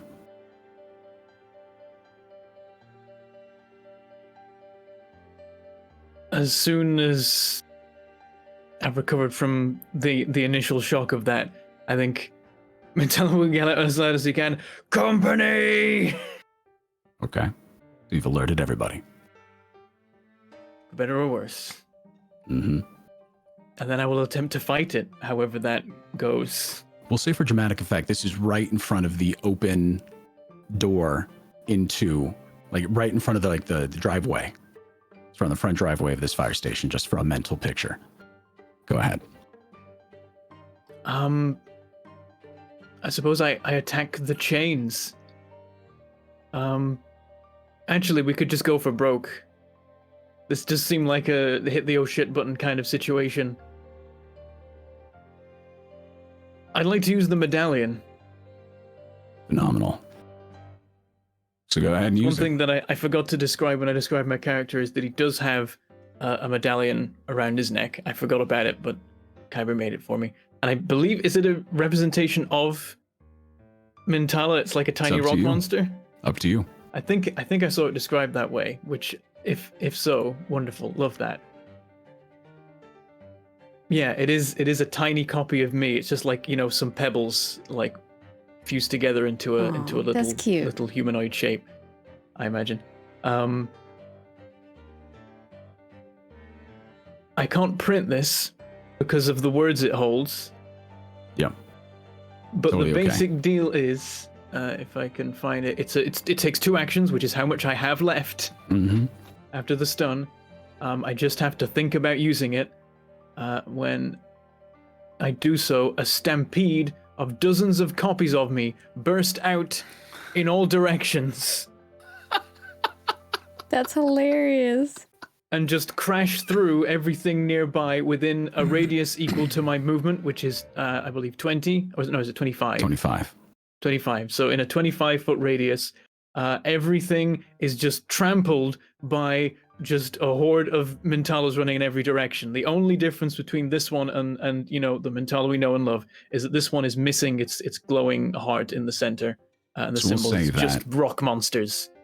You slam down to the ground and you dissipate down into just the glowing core that then goes down and then shoots up, and you spring out, and 10 recreations of you is charging in every direction and goes straight for this guy. Question. And Yeah. Does this damage the building? We'll say that there's enough sentience within this to have choices of targets. Because Mintala can't see exactly what's happening, he's going, I'm going everywhere. Boom. And this is happening. So there is a bit of consciousness within the recreated forms to make choices and to visualize things. yeah, it doesn't mention anything about buildings, but it does mention that it avoids allies. So Exactly. they can change direction, and maybe they also are like, that's a wall, let's not trample walls. But it does 4d6 bludgeoning damage with a DC 16 basic reflex save. Okay. With the addition that on a crit fail, they're knocked prone. Okay, then. That is a critical success. So, on a Damn. critical success, no damage Was happens. it 18? So we'll Is say, it no damage at all for crit success? so Ooh. as you do this, you in 3 different eyes see this man in a white suit with white shoes going up into a 3-piece tuxedo with a very dark black tie with a description of chains going down it. You see a long neck with these tattoos of chains going up into under the hair in eyes of black. As he walks forward with his hands in his pockets, dodging all of your attacks. He goes, now that was fun. I believe round 2 goes to me, and he will latch out with another chain attack. Rolling a nat 1 on his first one. You're able to dodge it. Good, cool, good. Yep. Mm-hmm. A 4 on his second. What's your AC again? 17. It does hit you. So, Oh boy. with that, I need you to make me a reflex save. Okay. 15. 8 on the dice. So you fail. And its chains wrap up around your body. Everybody else, are you coming towards this action? Yeah, You guys hear see if we Mintala can call hear it. out. Yeah. I was in the car, and I think I don't move. I just kind of yell, should I come out of the car now, or should I just stay here still? What was I the think- prophecy saying? I think Kyoko would open the car, or like open the door and be like, come on, kid, something's going on. Okay. And yeah, I'll rush out. I think Chuck was rushing to fix Betsy, but if it's You're not under going the to be car. fixed in a short amount of time, he's probably going to start. He'll be the last one out. Okay. How much health do you have left, Mintala? 14? Okay. He's like, can I kill you before the end of this episode? Like the first hit did 10, the second did 12, so We're doing the damage for that second hit right now. Okay. That's 13.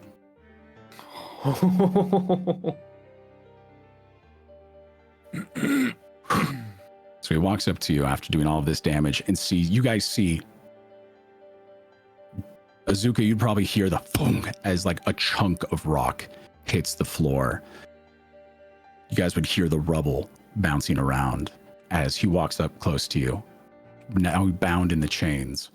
Puts a hand and goes, well, this was mighty fun, but I'm afraid it must come to an end. And he goes to grab your core, oh no. which that is a critical success. Oh shit.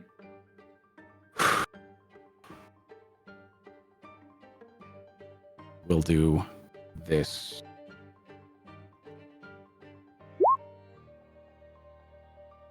So 18. Damage? Yep. I mean, I had one left, so. The last thing we see is him reach into the core. Interesting. He goes, punches through, holding the light on the other side of Mintala's form. You see, now I was not expecting that. as something is held in his hand. And he turns to see all of you sitting at the door and goes, "Nice to meet you. My name's Roland."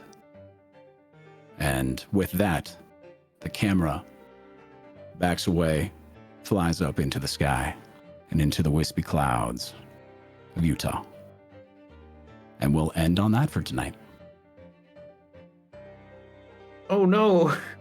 Well, Chad is telling you about -5 and -10. Says you multi-attack, there's negative penalties. But yeah. So that's for the second hit. It's not the full crit success, I guess, on that one.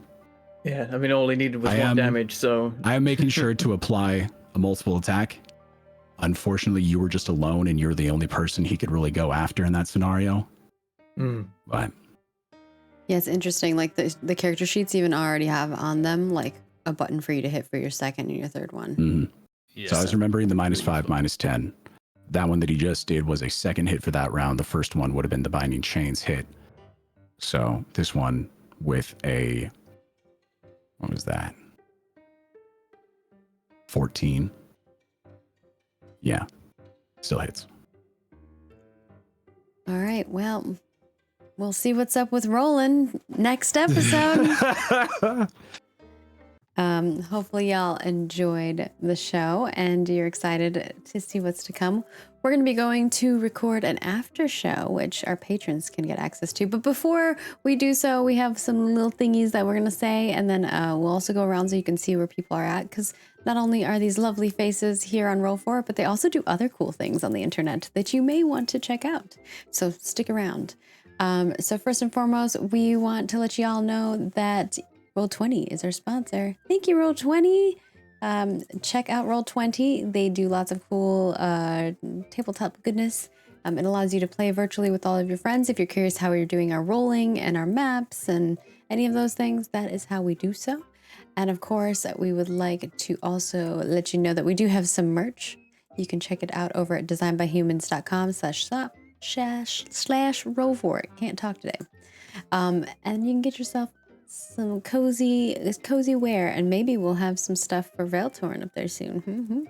And with that, we'd also like to let you know that there's lots of goodies over on Patreon. We have the stats of the Bone Devil Mafia, and the GM poll is out right now for next episode. What monsters might the party encounter on the road?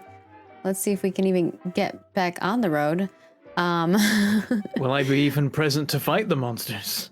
We also have Chuck's estate information, so check it out. Lots of goodness. See all the rich goodies that we left behind in LA that we don't have access to anymore. the car collection and all of the fancy homes and safe houses and everything. Yeah, very cool.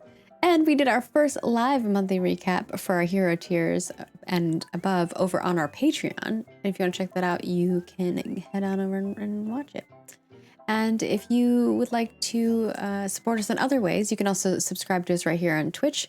And if you're coming in a little later, that's a great way to get access to the VOD in advance before it goes up on YouTube, and access to some emotes. And if you become a member over on YouTube, you get access to those emotes as well, or some of those emotes. And whether you're a YouTube member, Twitch subscriber, or a Patreon supporter, you get access to our private Discord, where I'm sure there's going to be a lot of conversation and also probably additional discussion regarding the what do you call it? The rolling that happened today. I definitely want to look at that. And of course, we know that not everyone can support us in a monetary way, and that's okay. There's lots of free ways to support us and support content creators in general, you know.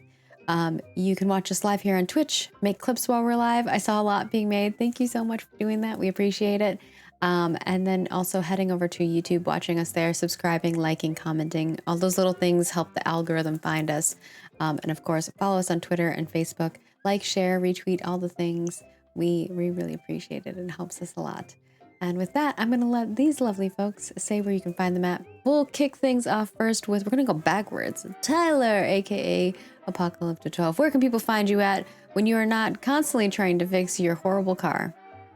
Hey, my car, Betsy is great. Okay, you know. If it's breaking down this much, I mean, I've had a car for 10 years that did not break down this much. these cars are from the 1920s ish, so you know they're a little more pieced together, ragtag.